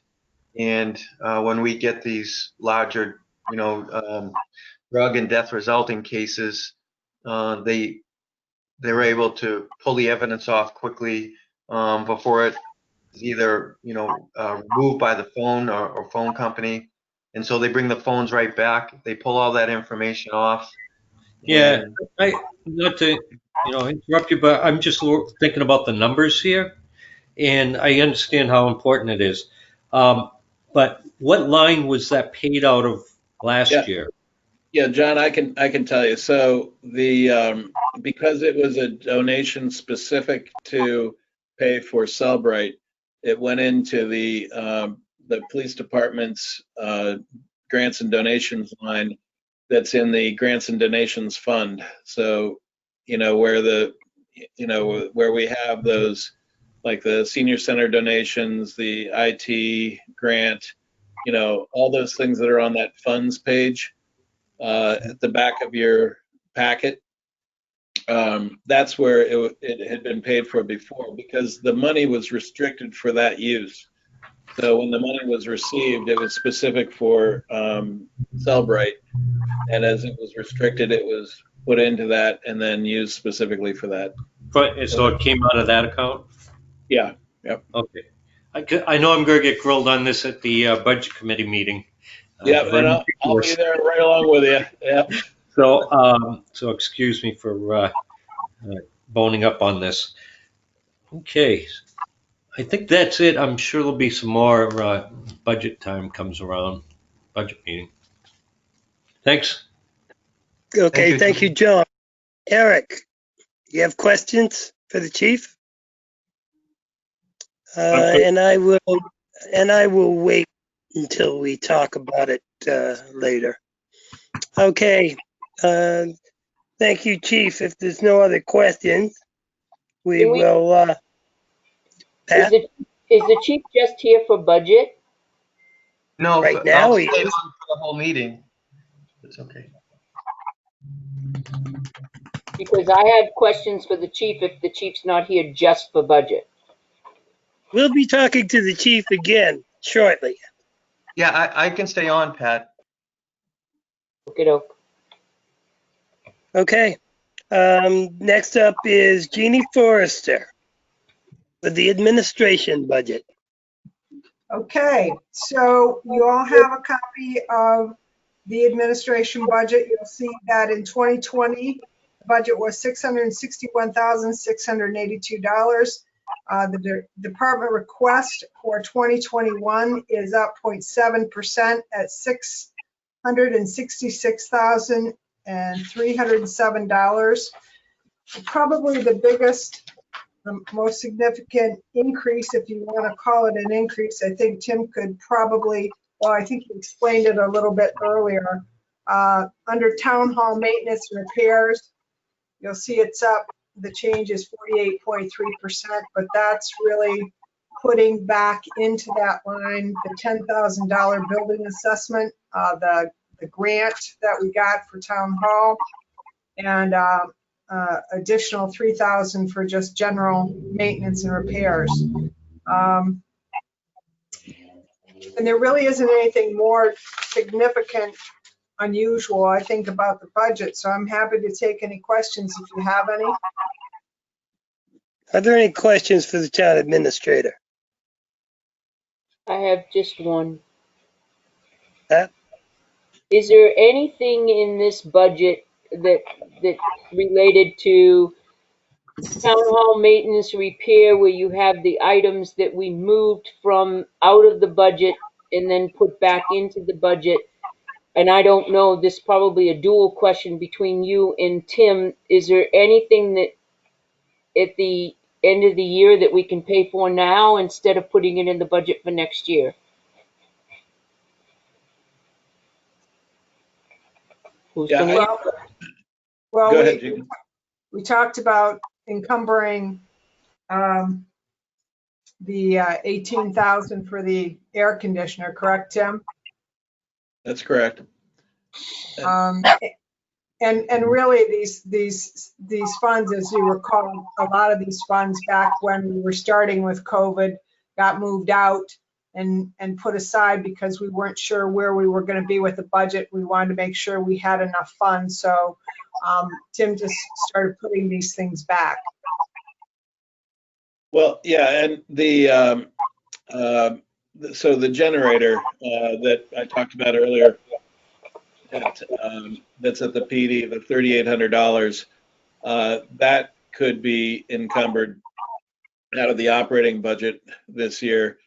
And there is a place for it here at Town Hall. Like I said, it would require the fire inspector reviewing it, but so that's another item. And then also there's a need at Public Works to add a pole before the ground freezes and a camera with a different perspective capturing the impound lot.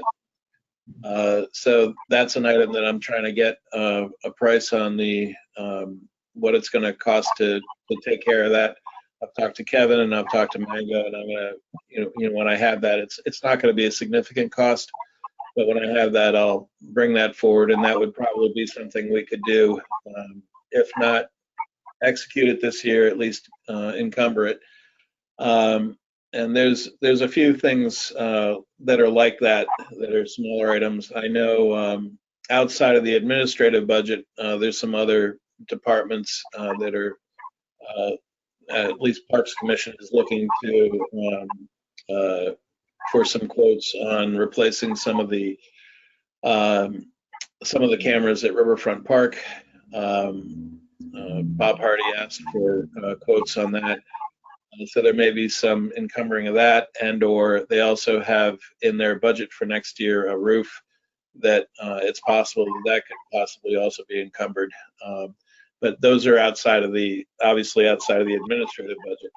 What about the $10,000 that you speak of for the estimate, the assessment or whatever for the town hall? Would that be able to come out?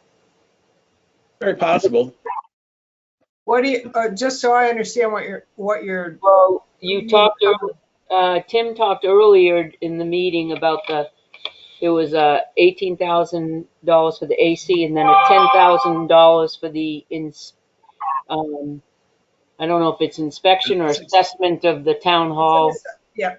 So that money's.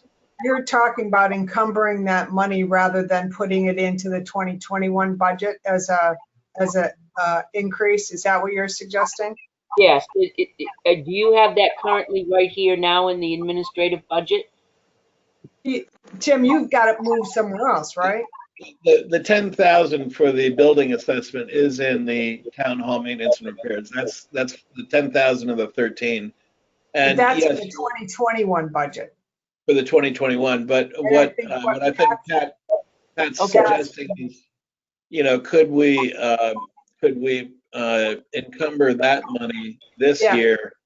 And I think it's entirely possible. So basically, it is because we've already signed the contract with those folks. right. And we have $45,000 a little over 45,000 in the contingency line.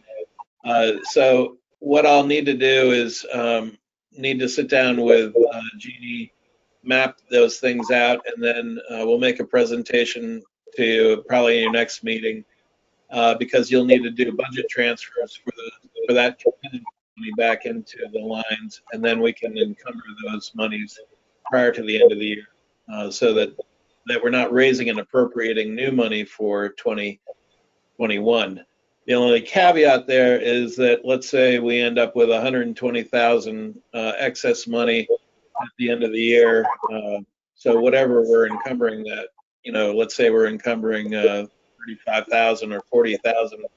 So we'd just be reducing what we add to fund balance by that amount going into next year. But that's a decision, we'll have laid out for you, and you can decide how you want to handle that and which ones you want to encumber. So, is it possible to get this before we go to the budget committee and present our budget to them so that we know that what we're going to encumber and the decisions that we've made to encumber are out of the budget?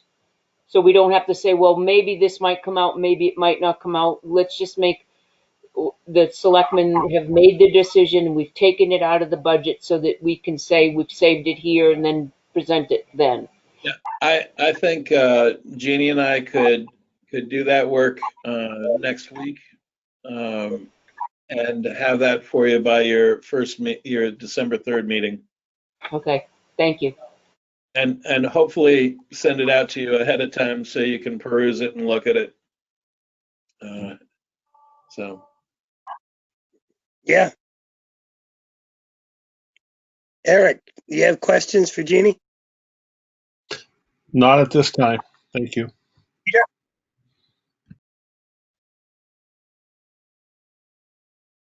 Peter? Nope, I'm Okey good. dokey. All right. Thank you very much. Jeannie, you have anything else? I'd just like to say that now, thanks to me, we're ahead of schedule, Tim. I noticed that, and I thank you ever so much.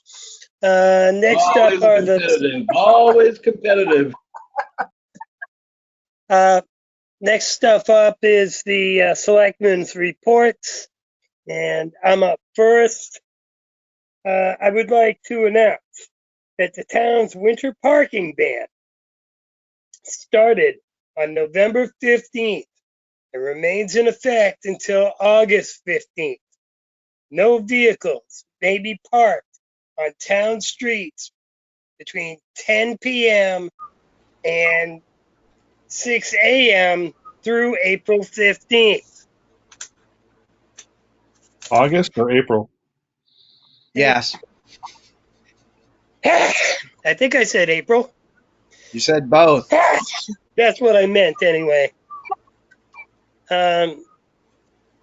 Okay, I have also, I attended the L-Chip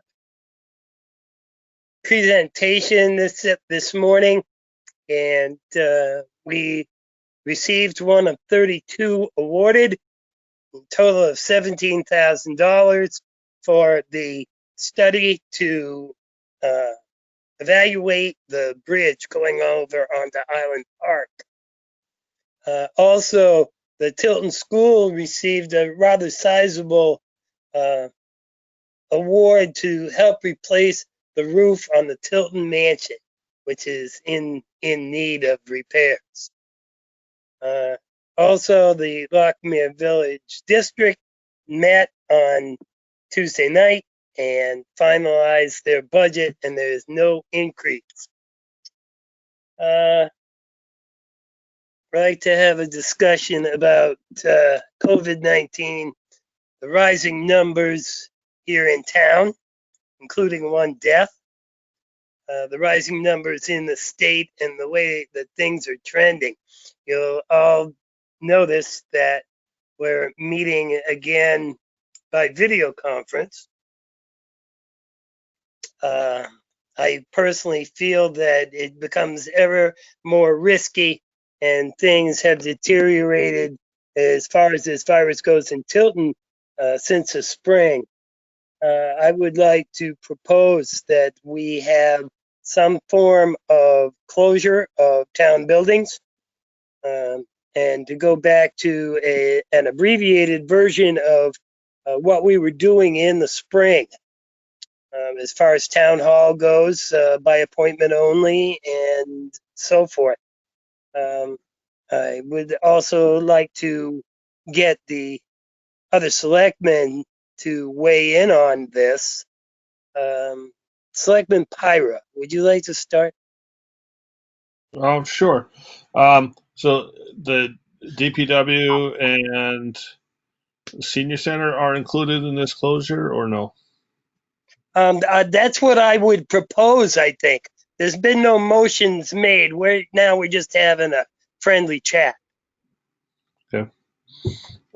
No, I guess those are my only two questions about those two facilities. Oh, sorry for my Yeah, I would propose that we go back to the same protocols we were using in the spring. Peter, would you like to weigh in? Yes, the Board of Selectmen enacted a mask ordinance. Anecdotal evidence. I can't recall a time I've walked in the building where I saw everyone wearing a mask. So basically, we're protecting the employees from the public, but since the employees are breathing and the masks are to prevent you from expelling it out of your body, they have potentially infected all the taxpayers coming in. So it's like, if we're going to do a mask ordinance, why don't we do it and stick with it? At this point, I'm saying we should be staying open. Okay, Pat?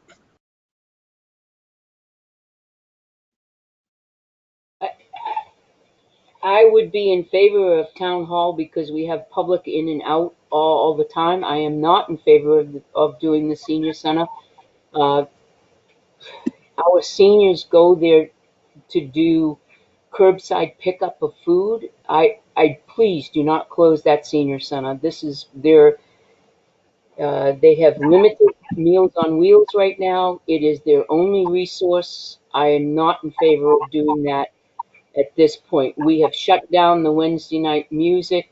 The only thing there now is an AA group on Thursday evenings, which is 6 feet apart and COVID protocol and all of that. So these seniors need to come in, meet. They go on the porch, and the program director meets them with a lunch. I'm not in favor of closing that down, and she's not going to be able to do that.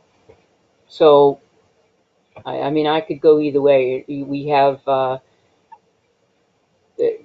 governor. I don't know if everybody knows this. The governor mandated the state of New Hampshire today that everybody has to wear masks in public. That was said this afternoon at 3 p.m. That changes a lot of things. Schools are now closing down, and I get it. I'll go with the majority, but I don't. I'm torn. I'm really torn with the senior center. I'm sorry. We don't have any cases coming out of there, and it's the program director. And if the program director's not there, it's Emily to give out the meals. I have a question, Pat. Yes. At the senior center, currently, no public is entering the building on a regular basis, correct? They have the Friday night AA group that goes. Mhm. We haven't said no to them yet because I was waiting for the meeting. We canceled the Wednesday night group, the music group. That's been canceled. They didn't have any this week at all. They did that on their own. They just felt that it was something that they needed to do. Musicians, they sit a little bit closer and they all wear masks, and when they're playing, they all take turns in playing their instruments. So when they're playing their instruments, whether if it's a mouth instrument, they take the mask off. And so they just felt more comfortable not doing it. So right now we entered into a contract for no more than 20 people on a Monday evening, and for an AA group. And we have our existing Friday night group. It's called the Hot Dog Group, and there's less than, I think, 20 people there. So those are the two that do, and occasionally once a month, every 6 months, Windy Hill or White Rock will have an annual meeting, and tonight's their annual meeting, so you won't see them for another 6 months. So basically, we don't, other than that, there's nobody there. It's just during the day. The exercise group has been stopped. That was on Tuesdays and Thursdays. So basically, it's just Cindy at the door. They prepare like a lunch brown bag type of lunch, and seniors make an appointment and they come and pick that up. They don't go in the building. Okay. John?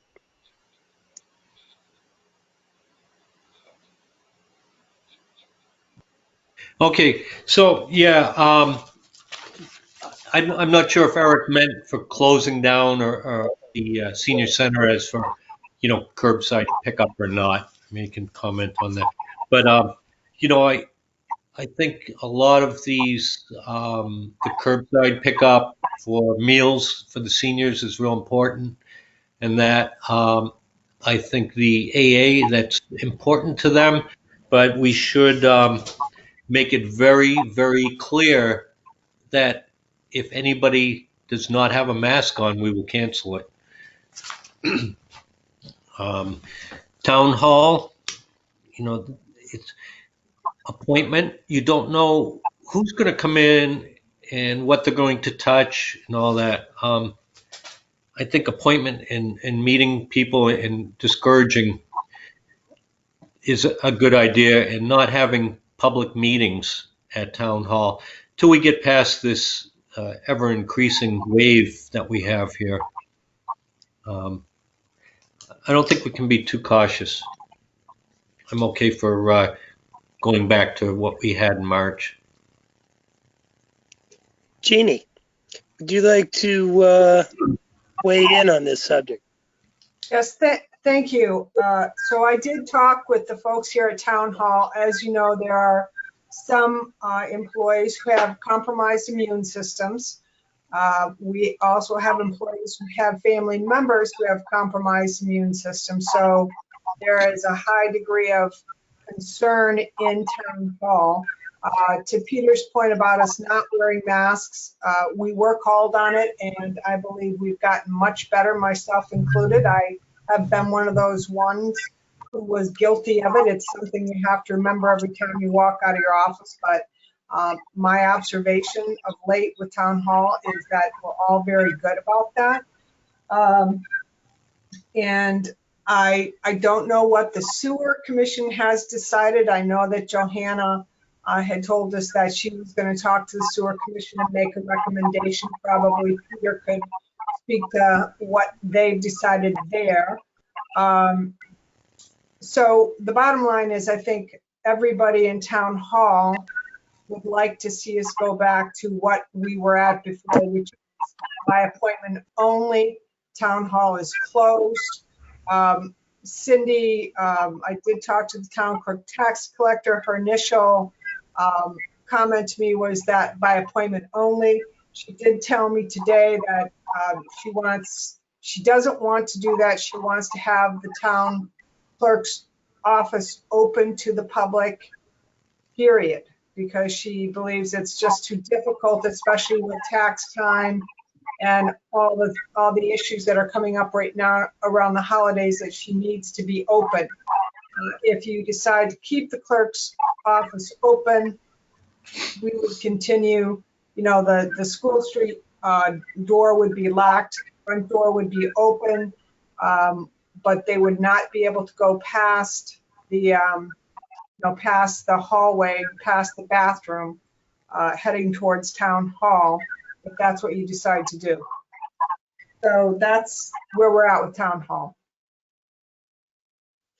Chief, what measures have you taken at the police department with masks?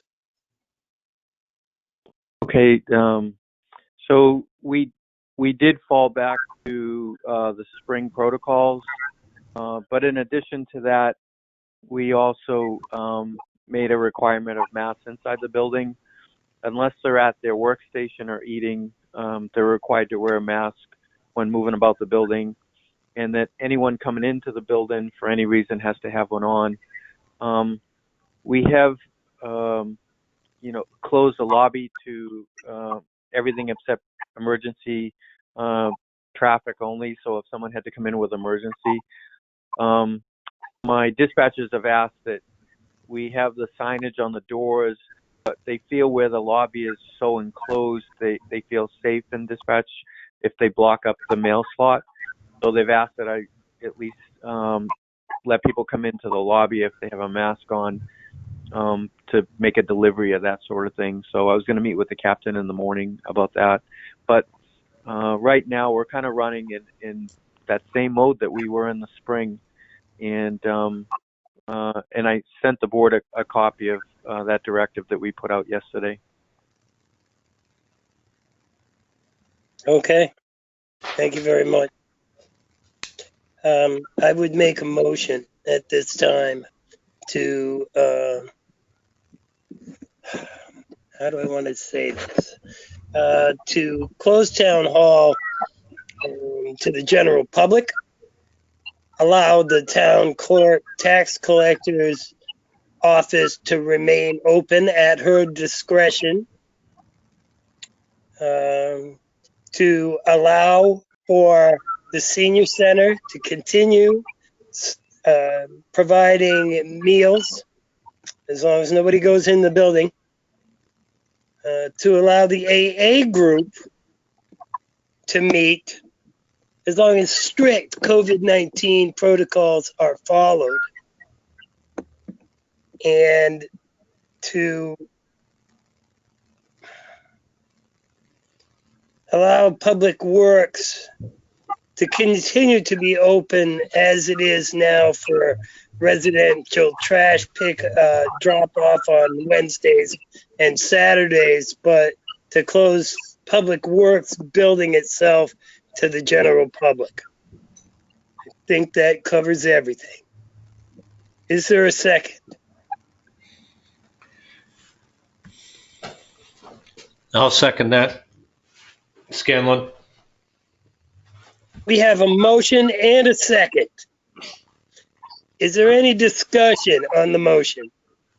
Go ahead, Eric. Okay, Eric. I know that. What about people that refuse to wear masks, despite what the governor says?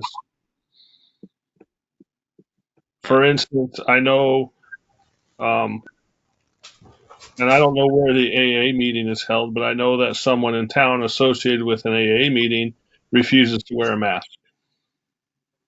How are we going to enforce that? I would think that if people refuse to wear masks, in spite of the governor's mandate, in spite of the requirement within town buildings, that they would be refused entry into the town building. That's my personal feeling. Pat, you had something you wanted to add? Yes, because right now it's going to be in the hands of the health officer. We contact the health officer and they have to be mandated. First off, it's the person that's running whatever it is, whether it's a meeting or who's ever in charge says there's no entry without a mask, period. That's end of discussion. If they refuse that, they can either call the police or the health officer, and the health officer has just as much enforcement rights as the police does right now in that matter. So they can call either, and they have to be asked to leave because they can't be in that public building. So I hope that answers that question. I have a couple when he's finished. Chief, how does the enforcement part of this work? Are the police going to back us up here? So it's a good question, and obviously it's coming up around the state. We started talking about this with the Attorney General's office back in the spring, and on several conference calls, what they recommended for us to do with like indoor locations if someone refuses to give them first give them a warning that they need to wear a mask inside the location. Second, we would tell them that if the people in charge of the property or the building or the location ask them to leave, if they refuse, they'd be arrested for criminal trespass. If there was some sort of specific charge in relationship to violation of the governor's orders, they asked us to get their information and forward it to the Attorney General's office. So our biggest wild card here is the AA meeting, because we could control it every place else. I don't think he was limiting it to the AA meeting. I think he was just giving that as an example. No, I understand, but I mean, as far as we're concerned, we can control the flow into other buildings. And we can control the flow into the senior center as well. If they're not willing to comply with the mask order, then we would have to withdraw their permission to use the facility, I would think. Absolutely, Joe. Yep, absolutely. John is good. We have a motion and a second. John, you want to say something here? No, I exactly what you said, that I think we should make it very clear to the organizer of the AA and tell them that if anybody violates that, and they allow it to happen, they will have to find another place to meet. Absolutely. I agree with that. Yeah. I have a couple of things, though. I have a couple of things that have not been talked about here. Number one is three things. First of all, we have a caller on here. Can somebody identify the caller? There's a caller online. It's actually me. The audio went down on GoToMeeting, Pat. All right, I'm good. All right. So the other thing that has not been talked about, Joe, is we're running now the senior center bus. We pick up people in the seniors and we take them to appointments. Do we want to continue that, or because of the COVID issue right now, where we've got right now, I'm trying to find my book, right now on book, we may have coming up in the next couple of weeks, we have maybe 5 or 6 different 1, 2, 3, 4, 5, 6 different appointments that we're picking individuals up, bringing them to appointments, waiting for them, and bringing them back. So, I mean, that's a question for the board. Are they simultaneous? Are you going to have more than one passenger on board the bus at any given time? No. No. I personally feel that we should allow, as long as there's only one passenger on the bus and they sit in the back of the bus, observe social distancing, I should say. That's a really valuable service. John? Yeah, I like the idea of the way Town Hall was set up in the meeting place, where I think there was some of those like tape, do not cross this line, and just, block off a couple seats so that when people do sit down, they'll be far away from each other. and provide the spacing and ask that they wear masks.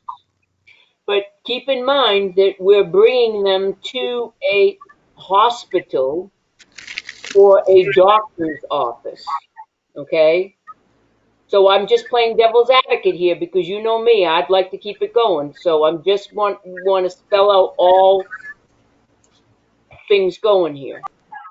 As a guy who's been going through lots of doctor appointments recently, you can't get into a medical facility what they don't ask you questions, take your temperature. They have very strict protocols for being allowed in the hospital. Thus far, hospitals in and of themselves have not been spreader events. Same way with doctor's offices. All right, so I'm good with that because we take their temperature before they get on the bus. That's part of our protocol. So If it gets really, really bad, we can revisit this. Okay. You know. The other thing that we haven't talked about in making decisions on, and I don't know if you want to talk about it during this discussion on COVID, is the parade, the upcoming parade. Currently, the upcoming parade is being sponsored by the Parks Department. We don't have any, well, I don't know if we have control over it or not, but it's the Parks Department's call, I would say, at this point. And I share your concerns, and I'm guessing that the people that sit at the parks will take those concerns under advisement as they go forward. That's all I can think of. Why would this not be in our realm if it's public safety in the town of Tilton? Do we have a motion on the buildings right now? We have a motion and a second, John. Well, I asked if it was appropriate or not, and that's why he said it was going into parks, that we're not responsible. And I was just answering him that question about responsibility and public safety. So we can take it up at another time, but we need to talk about it. Yeah, I would say that's a good idea because this is just about buildings in town. My motion. All right, let's call the question. Is there any other discussion on the question? Hearing none. Roll call vote. Constantino, Yes. Hogg,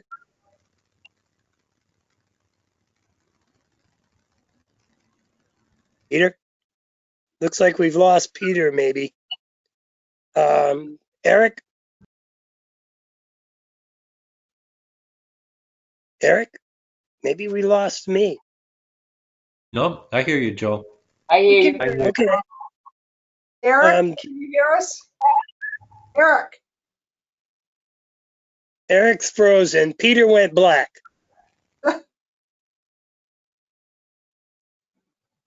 Yeah, Eric just left. Okay, Scanlon, Aye. Yes, in favor. and I'm in favor as well. I'd still like to get Peter and Eric to weigh in on this. Yeah, let's just wait. Sorry, the chipmunks got tired. Okay, are you a yay or a nay, Eric? I am as long as we're able to reevaluate it, I am a yay. At any time, buddy. How about you, Peter? Are you back? I'm done. I was going to ask a question, but you called it, so have a good night. so, Joe, quick question for you. Yeah. So we haven't set a time for this. How would you like to reevaluate this every 2 weeks, every month? I'm just curious. So we know when we're posting.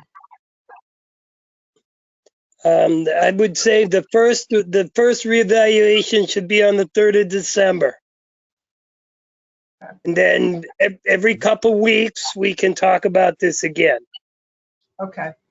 My understanding, just so you know, I thought Peter would mention it, but when Johanna called me, she told me that she was recommending to the sewer commission that they stay closed until the middle of January. And her thinking on that was that there are so many events coming up with holidays where people would be getting together and maybe not paying attention. So that's what she had recommended. She told me she was going to recommend to the Sewer Commission. I have not heard how that turned out, but I think the 3rd of December is a good starting point.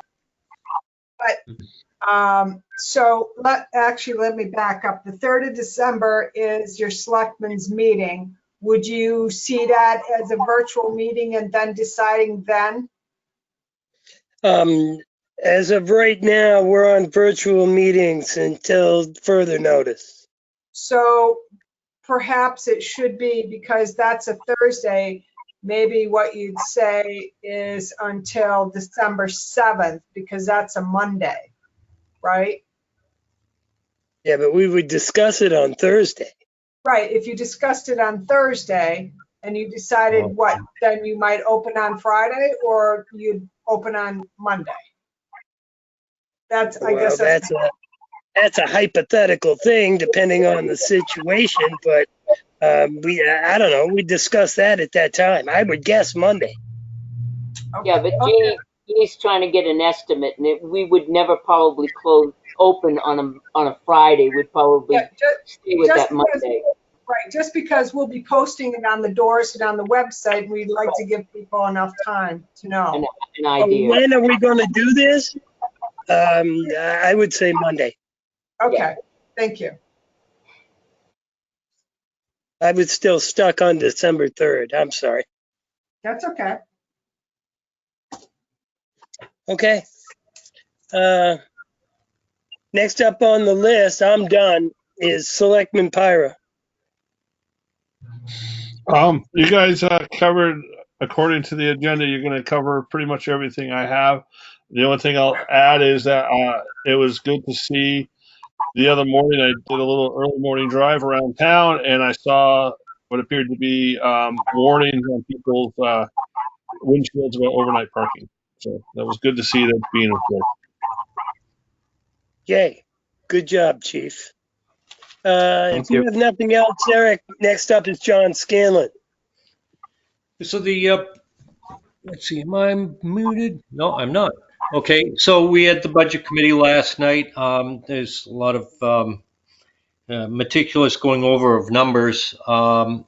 They did vote to fund the VNA, the Franklin VNA. That was fully for what they requested.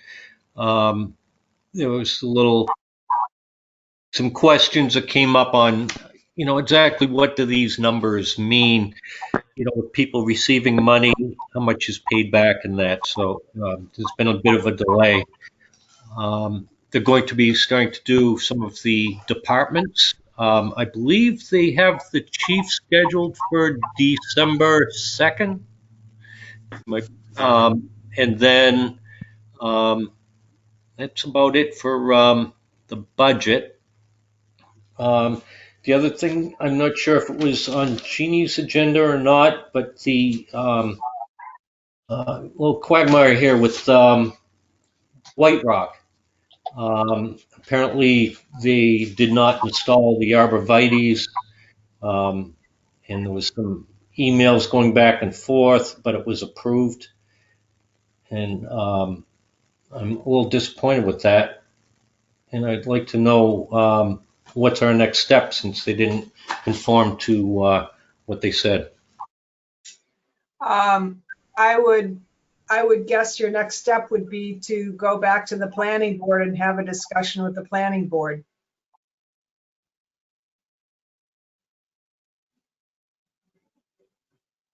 Eric?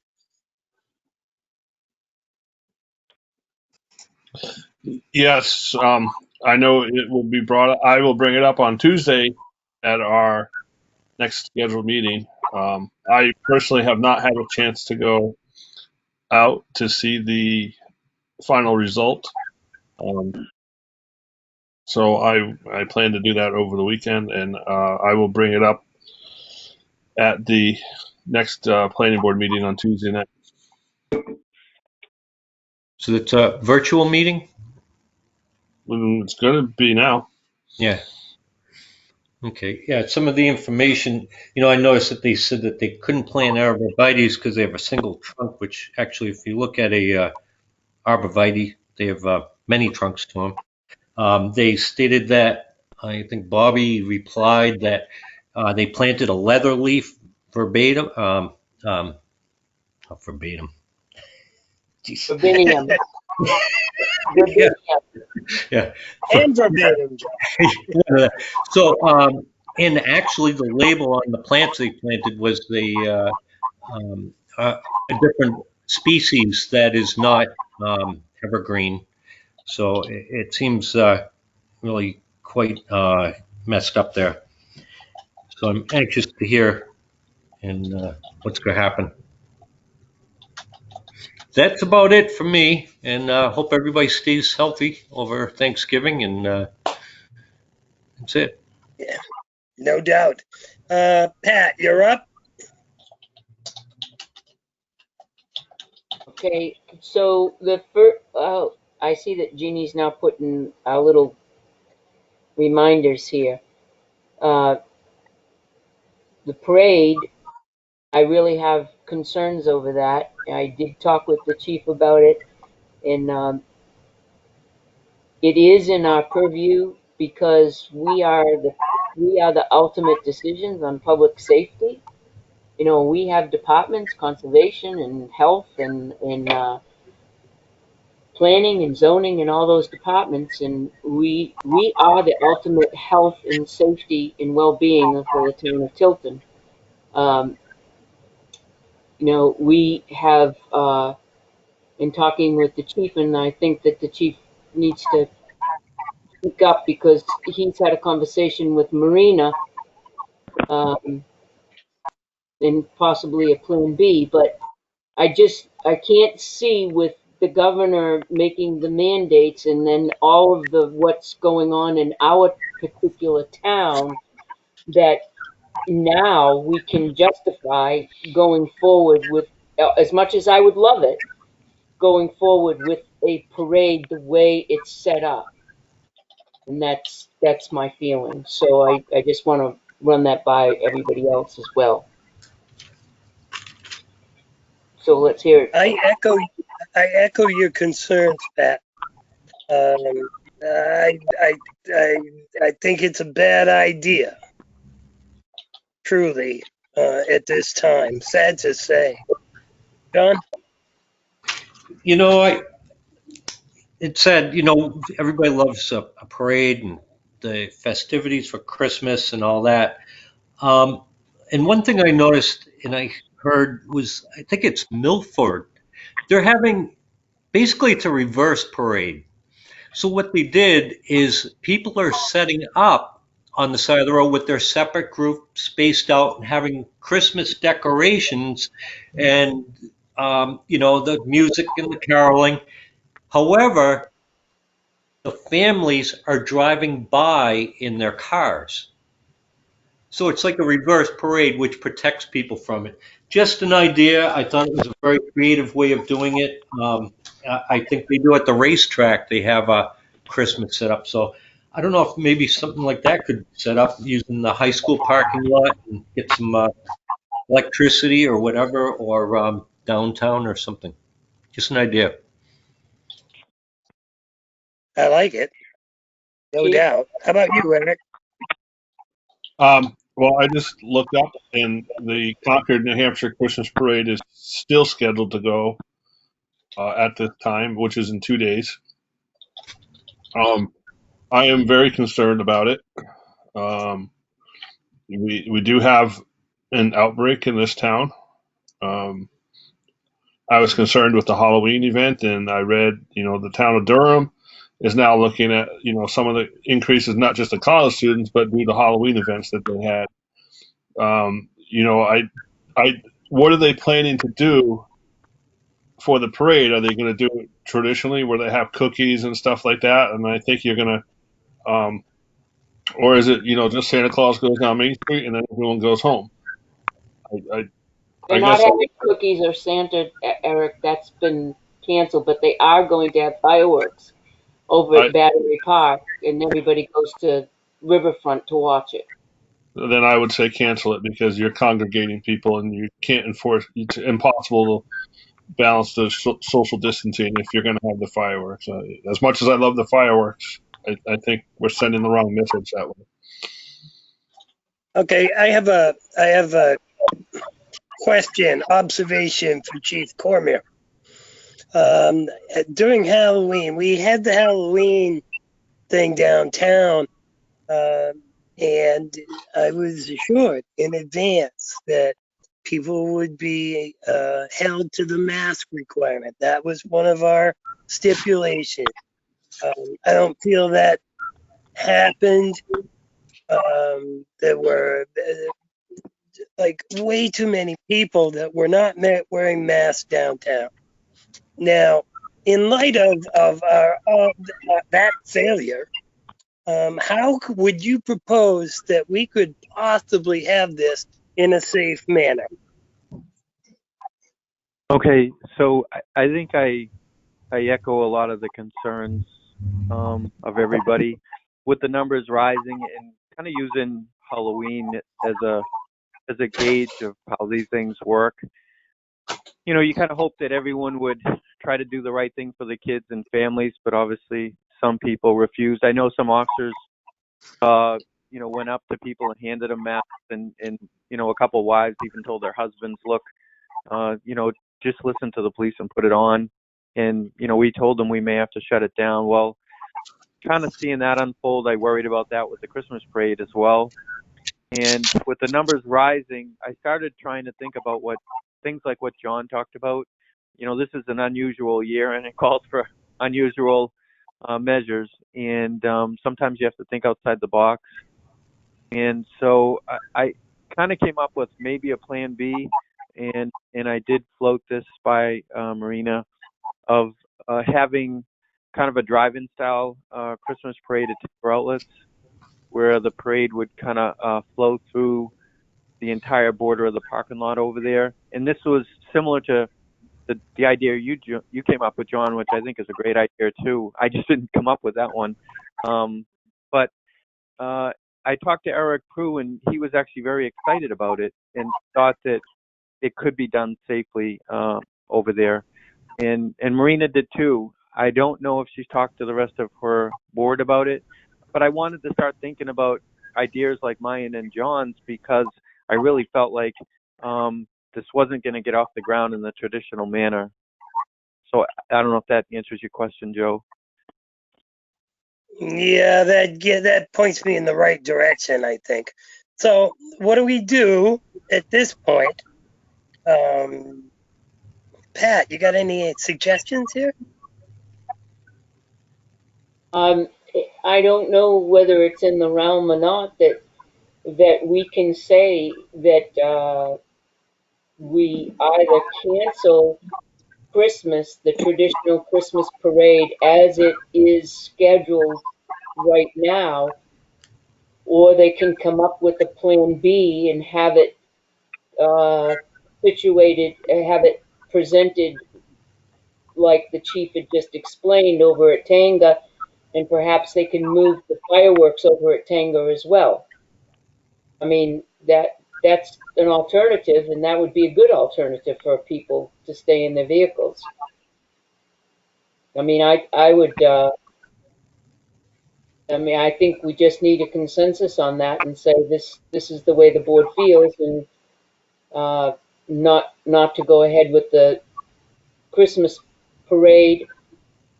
Jeannie, what are your thoughts on it? Do we need to make a motion, or do we need as a board, or can we just take consensus and say no parade unless you come up with a plan B that's either a drive-through or the fireworks? We can't have. I'm more concerned about the fireworks all in one place than I am people on the side of the road watching the parade, but I still am very concerned. John? I like the idea of keeping it towards downtown or, you know, the high school or the park or something like that. If we can do it around something like that through the municipal parking lot. I understand the the willingness of Tanger to do that. But this is a little more kind of us, our town, and our children, and our residents, and I think when you get over to Tanger, you're getting a lot of people that are just kind of from all around doing it, and it draws a lot of extras. That's all. Well, we're the Board of Health. Mm.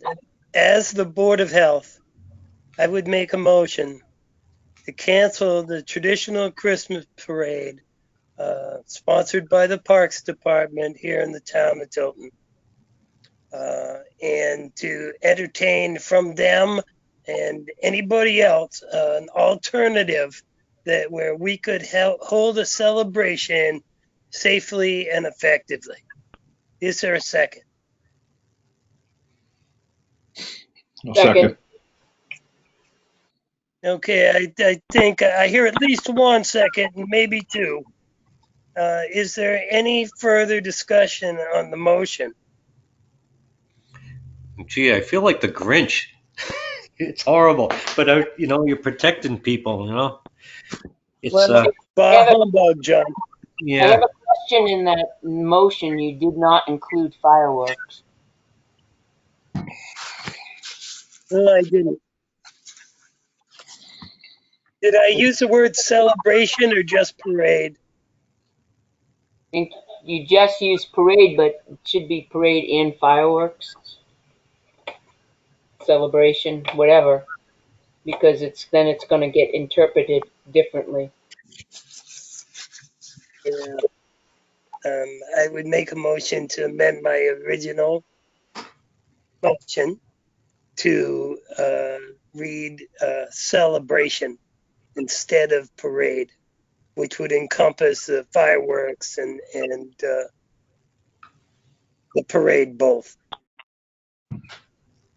Is there a second on the amendment? I'll second that. We have a motion and a second. Is there any further discussion on the amendment? Hearing none, roll call vote. Constantino? Yes. Jessamine, yes. Pyra? Ira, yes. Scanlon? Yes. Okay, we're back to the motion as amended. Is there any further discussion on the motion? I guess, is there opportunity in it to be worded that if a safer way could be had, that we would entertain that, to make it clear. That goes without saying, John. That's part of my original motion, that we would have some alternative festivities if a plan can be brought forward that will address the health concerns. Mm-hmm. Okay, thanks, Joe. Yeah. Anybody else? Hearing none, roll call vote. Constantino? Constantino, yes. Jessamine, yes. Ira, yes. Scanlon, yes. Yes. The motion carries. Mr. Sad Chairman, to say. Jeannie. would you like me to send an email to Bob Hardy and the Parks Commission? Absolutely, positively, and get it put on the town website. Okay. The other thing that I have is I met with Samberton. There's a group over there that's trying to help seniors in their town. They invited me to come along and talk about the bus and the possibility of a memorandum of understanding, which I'm still waiting for Tim and Jeannie to help me with. But they're extremely busy right now, which is okay because we don't have drivers. Carissa from ServiceLink joined in. It was almost an hour and a half, and they've expanded ServiceLink tremendously since the last time I talked to Carissa. I'm looking forward to utilizing some of those services in the town of Tilton. I had no idea that they service it much, much, much, much more than just the elderly.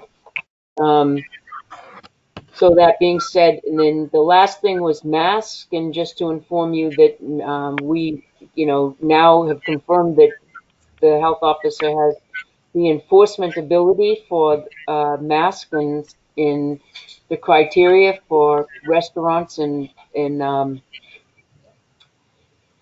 the ability to give a citation, and there is already in place that a citation will be given without saying names and places.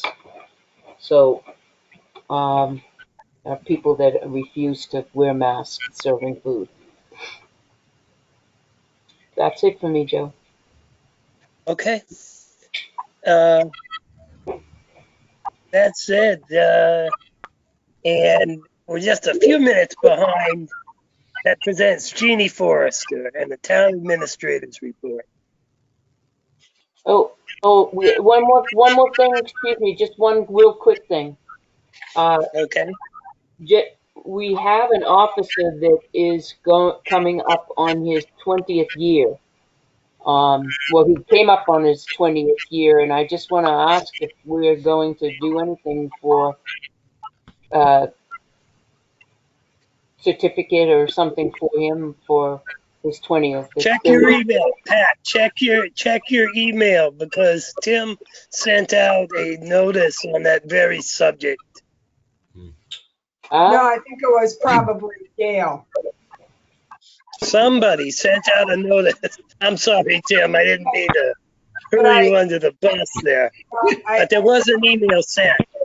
But I think to maybe Pat's point is, since you're meeting virtually and you don't have the ability to present it, that maybe you wanted to say congratulations tonight. Exactly. Thank you, Jeannie. So, Chair, I think that you need to, why don't you go ahead and start that and just express our gratitude for his 20 years.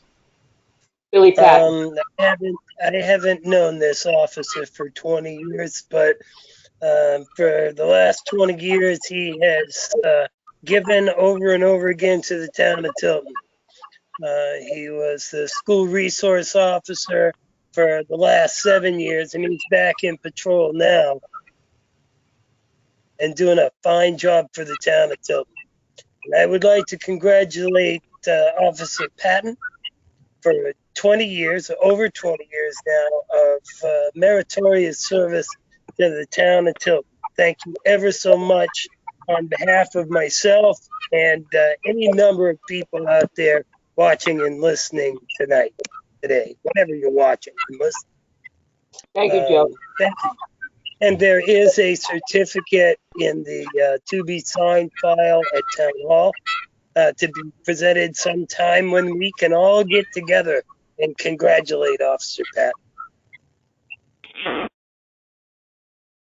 Thank you, Joe. Absolutely. Okay.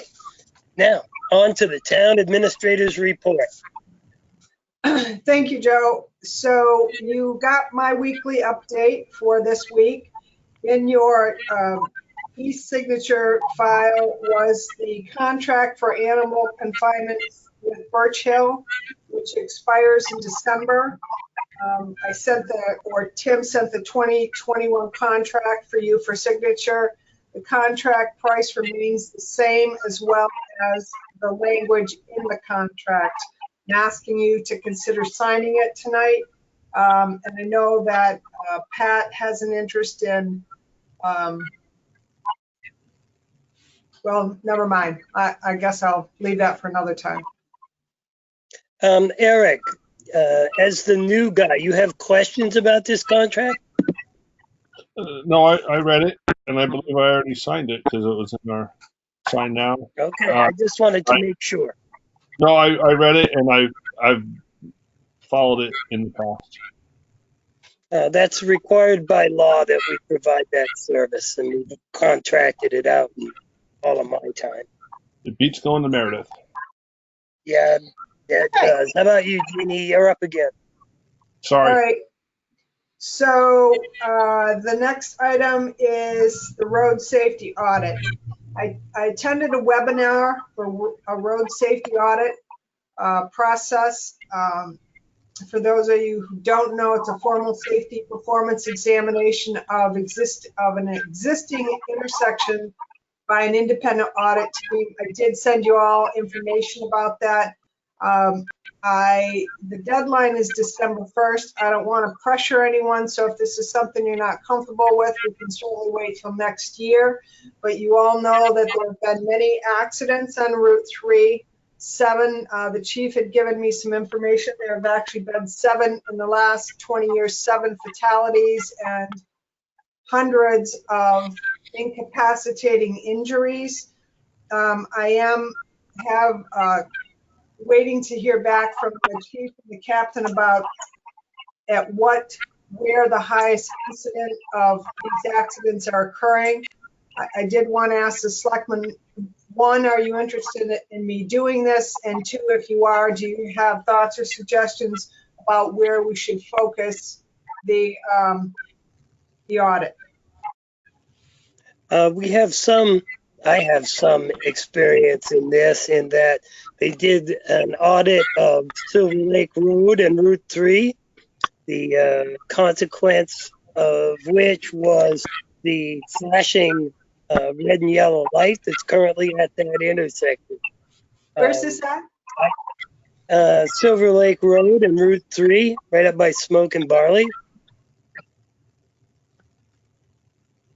They did an audit of that intersection and subsequently installed the light, flashing light.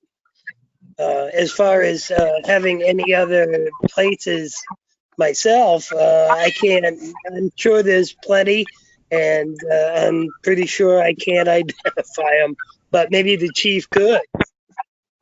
Well, I remember just last year there was one accident where it was not a fatality, but the gentleman ended up in the hospital for quite a long time. There was prior to that a fatality where I think somebody was in a wheelchair and got hit, and so that's up near Lowe's Auto Serve area. I see John's got it. Yeah, John. That was right out in front of John's house. I can, yeah, Jeannie, exactly. That's very correct. I have watched over the years a person get killed, many animals get killed, accidents, horn honking, racing, swearing. Somebody else got a serious back injury. There was another motorcycle that went off the road into some trees out front. A car went across the road, hit some trees, knocked the tree over, and the driver went through a windshield some years ago. This narrowing area with the streetlights and that has created quite the. I don't know what could be done, but maybe some type of study on it. Yeah, I agree. It's a good area. On either end of that strip, actually. Mm. Where there's the pinch points. It goes from 2 lanes to 1 on both ends, and I've seen accidents happen right in front of me on both ends. Yeah, actually, it goes from 2 lanes down to 1, then back to 3, then down to 2, and then to 1. All in what, about half a mile, 3/4 a mile? Yeah. Your state tax dollars at work. The other area, Pat, you got any suggestions? yeah, the other area would be around between Chestnut Academy where they meet into Main Street, and then on up where Winter comes into Main Street, and people are crossing there to go into Riverfront Park. There have been accidents there. Mm-hmm. A lot. Yep. Chief, you got any likely candidates? For what? Traffic audit. So I did reach out to Ian Marsh with the fatal traffic unit for Department of Safety. He's going to try and pull all of the intersections for us, and he sent me an email today. But I agree that I think this audit's going to bring highlight to many of the places you guys talked about, that we need to get more lighting, crosswalks, and make the intersections safer. You know, and a perfect example is right up the street from John's house. And so I think it's great, and I hope we move forward on it. Well, there you go, Jeannie. I was going to go the other end of town. Go ahead, Eric. I was going to go up, Eric. up in the, up from like the Lord Hampshire up toward Mosquito Bridge, that stretch of road. Yeah. Seemed to have a lot of head-on collisions there. Hmm. I may even say the Travel Lodge. I'm not sure. Over the years, there's been a number of them, that's for sure. Yep. Pat has her hand raised. That. I know you want us to approve and authorize the chair to sign the application when it's complete, but can we see the application before he approves it? Sure. Just so, yeah, just, I'm all for just having approving that he signed it, but I would like to see it just because I'm interested in the data. Yep. So if the board would make a motion to allow him to sign the application when it's ready, I will send it out to everyone to look at prior to him signing it. And I just need it done by the deadline's December 1st. I'll make a motion that we authorize Jeannie to attend the road safety audit and fill in an apply for an RSA for Tilton, and allow the chairman to sign the application when it's complete. We have a motion. Okay, we have a motion and a second. Is there any other discussion on the motion? All right, hearing none. Roll call vote. Constantino. Constantino, yes. Jessamine is yes. Pyra, yes. Scanlon, yes. Motion passes. Jeannie? Thank you. So the other item on my action list is the follow-up to a prior discussion. Now, you remember this happened when Catherine was still a selectman, and this idea of conveying Bittern Lane. I think maybe it might have started with Catherine to convey Bittern Lane to MB Tractor. So that was probably over a year and a half ago. I learned about it when I first came on board, and it's been a slow-moving process. But MB Tractor's attorney came back probably a week or two ago and said they would like to move forward. And so now I'm bringing it back to all of you to ask if you want to do this. It would require warrant articles for town meeting. One, to discontinue the road. Second, to convey the property. One of the things we learned in this process of meeting with their attorney and looking at everything is that I think there was this thought that the town only owned the first 500 feet in. They actually own the road all the way up to the gate where they have their storage. So it's that entire length of the road. So I'm just bringing it forward to you to ask. I don't think you have to, if you're ready to vote, make a decision, that's fine, but you've got some time before we have to put the warrant articles together. I just want some direction on how you'd like to go. Yeah, question. I would be willing to convey the road, but part of that would have to be some kind of a barrier between the conveyance and the pond. In the past, there's been the habit of parking vehicles from MB Tractor in that area, which is strictly forbidden. And so in order to ensure that that wouldn't happen, again, I would like to see some kind of a barrier, planting, a fence, a something. Pat, how about you? There's two things that I completely agree with Joe. There has to be something in the conveyance, a condition of some sort. Number one, access to the pond, because I think it's fire. Don't know if they have a fire hydrant there? No, There's it's a down the hydrant road, up near the gate. down the road and to the left. Okay, so it's all right. And my other question is, and I do not know the answer to this, is that when we discontinue, are you saying discontinue the road to give to them, convey it to them, do they have to bring it up to our specifications of the road, of a road? No, because it's now their road. Because we're discontinuing it or because we're conveying it? We have to discontinue you it have first not to do You have that. to discontinue first and then convey. But if we just convey, then they must bring it up to our roadworthy conditions. Well, according to the attorney, when we looked into this before, the process is discontinue first and then convey.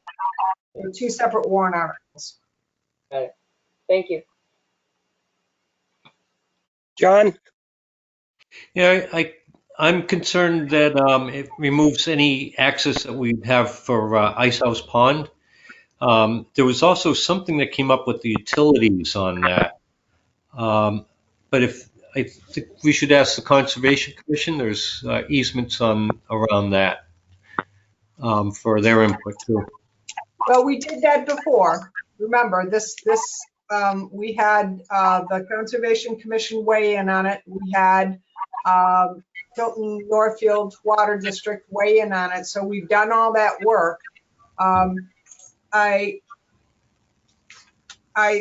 And we brought it to the selectmen. We had, I guess, wants from these two organizations, or I should say the Water and the Conservation Commission, but the selectmen never made. It's the selectmen who make the decision on what you want to do.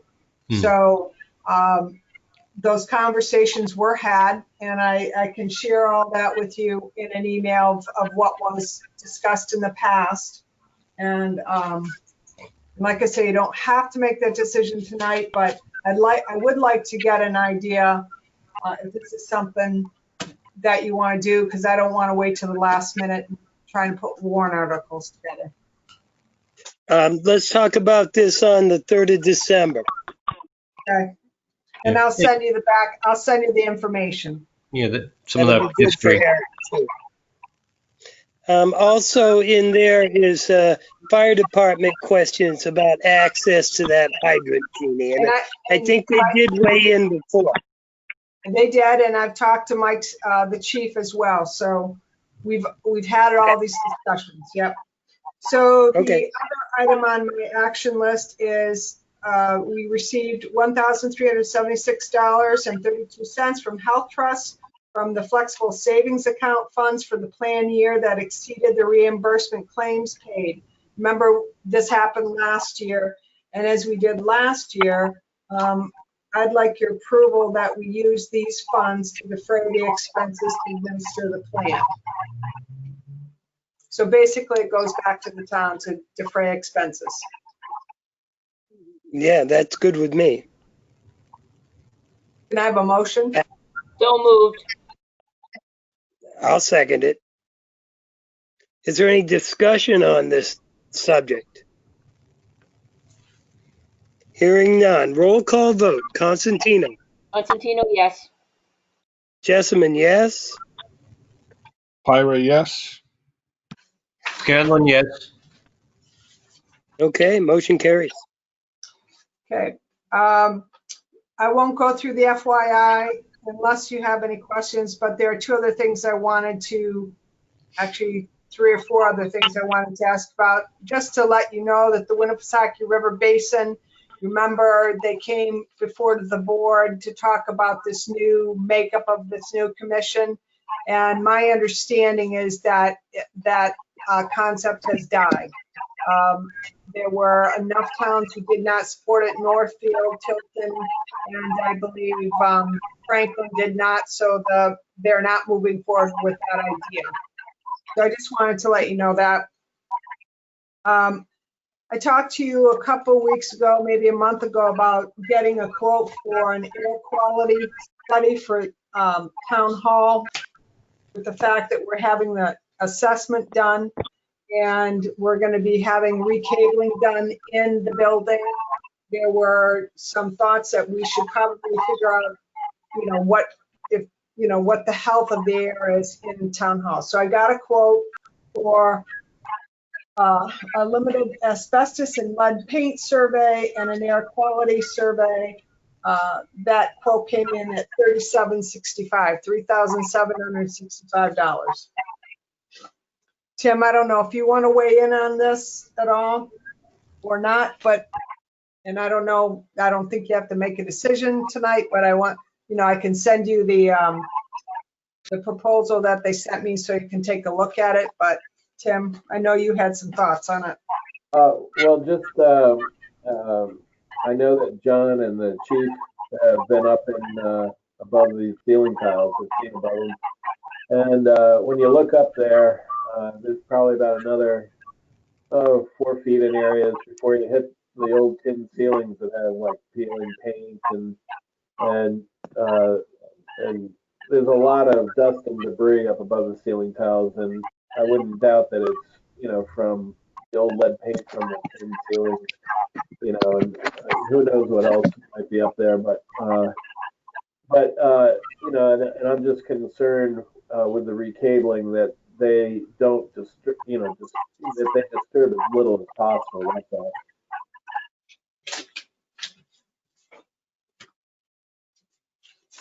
That was it.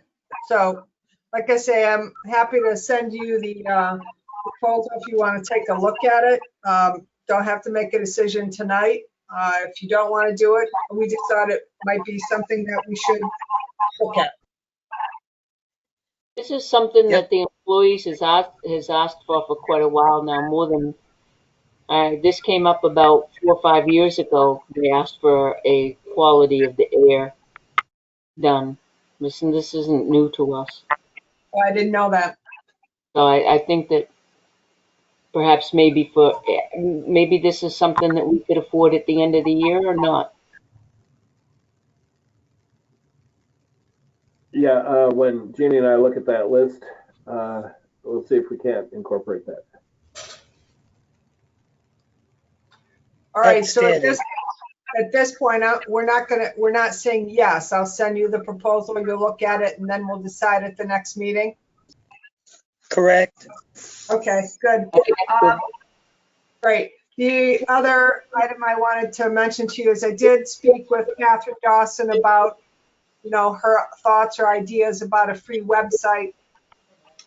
And we kind of came to the conclusion, she agreed that maybe it would be good to have this website for economic and community development efforts in the town of Tilton. And as part of that, I've just been doing some kind of background. I spoke with Juliet Harvey Bullia, who is now a state rep. I wanted to find out what her activities relative to Main Street would be if she'd still be involved with her new duties. And she said she really wouldn't be involved. It doesn't sound like the committee is very active. At some point, I'd like the board to think about, I think we've got enough, a group of small interested, even town hall employees who'd like to get involved, to create some kind of a Tilton Economic and Cultural Heritage Committee that would look at, and we could even incorporate some of what the Historical Society's working on, and maybe a tour of all the historic places we have in downtown, but really trying to create some kind of committee that would do events to help with the businesses on Main Street, make our downtown look nice, continuation of the lights from Halloween, the Christmas, the flags on Main Street, that sort of thing. So that's what Catherine thought would be a good idea. So I just wanted to bring that back to you and see if anyone has any concerns about that. John? Am I on? Yeah, I'm on. Yeah, so this is for 1 year, right? It is. See, my biggest concern is that we would start and get a great web page and everything going on it.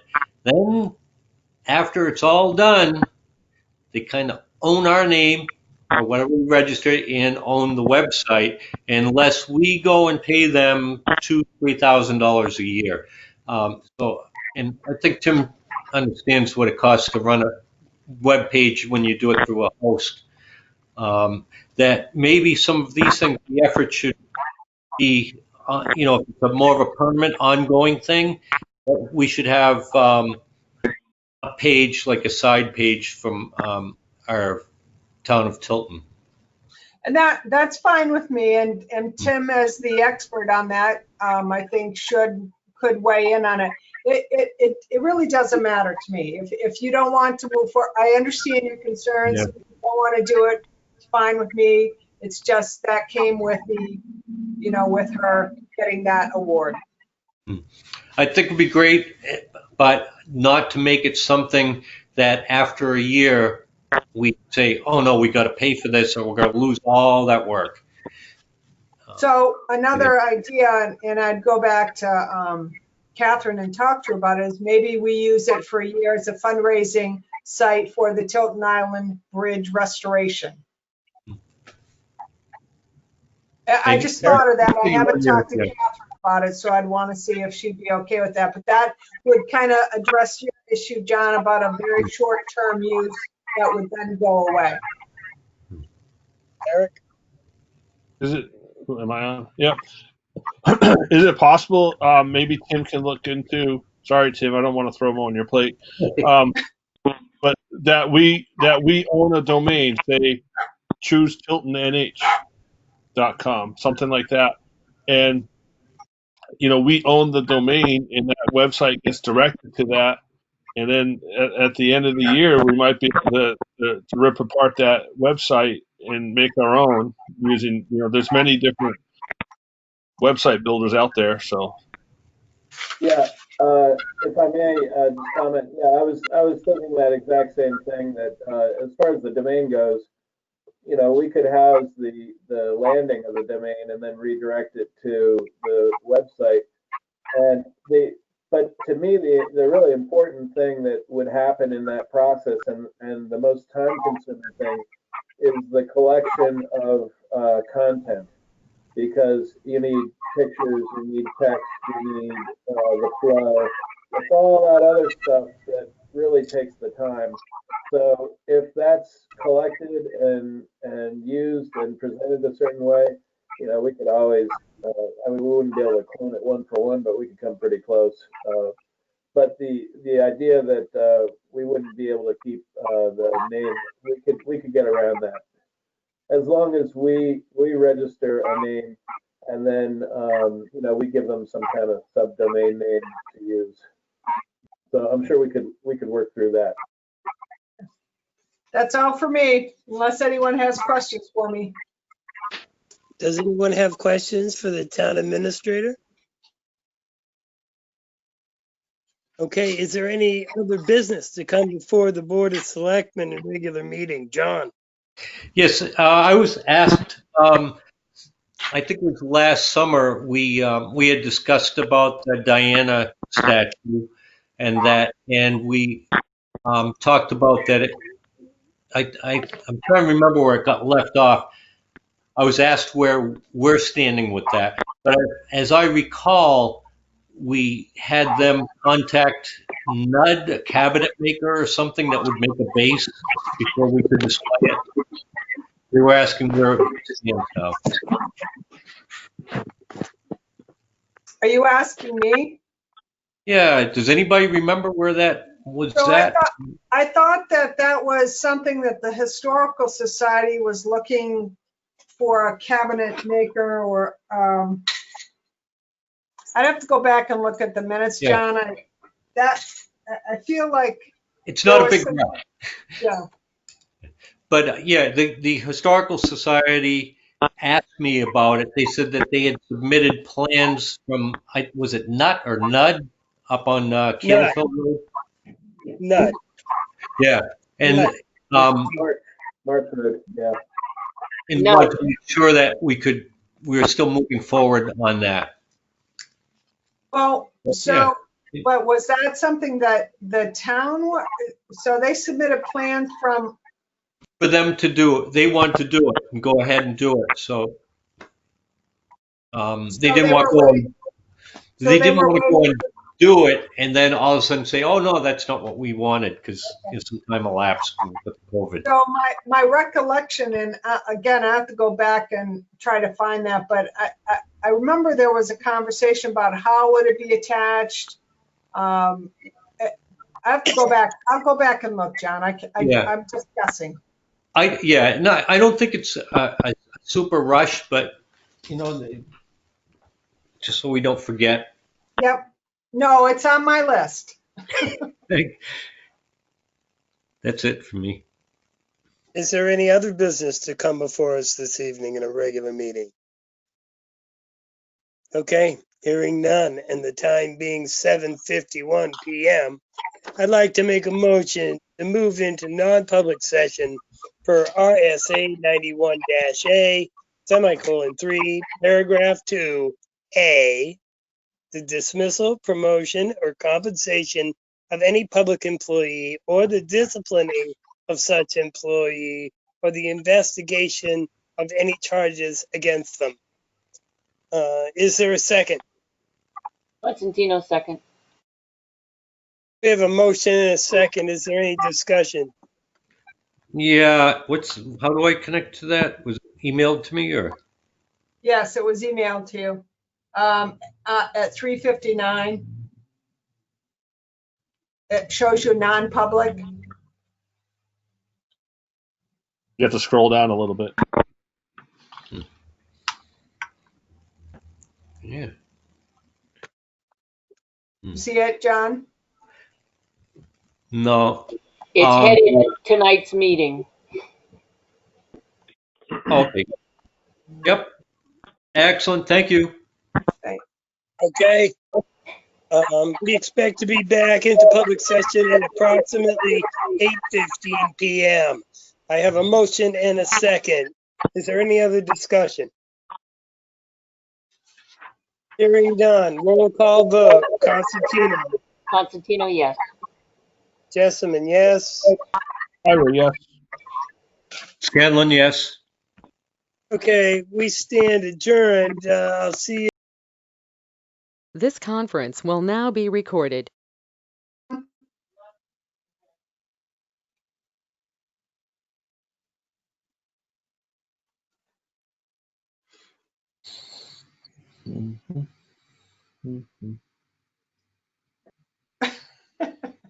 Trying to keep warm, Tim? I think he was asleep. It's freezing. I know it is cold. Did we lose Joe? Joe fell asleep. I think he's coming in. I'm gonna sound like Pat, but you're getting to my bedtime. Well, we can make a motion to seal the minutes of the non-public as the needs still are necessary until the matters are resolved. Okay. I'll second it. Roll call vote. Constantino, yes. Ira, yes. Scanlon, yes. Oh, here he comes.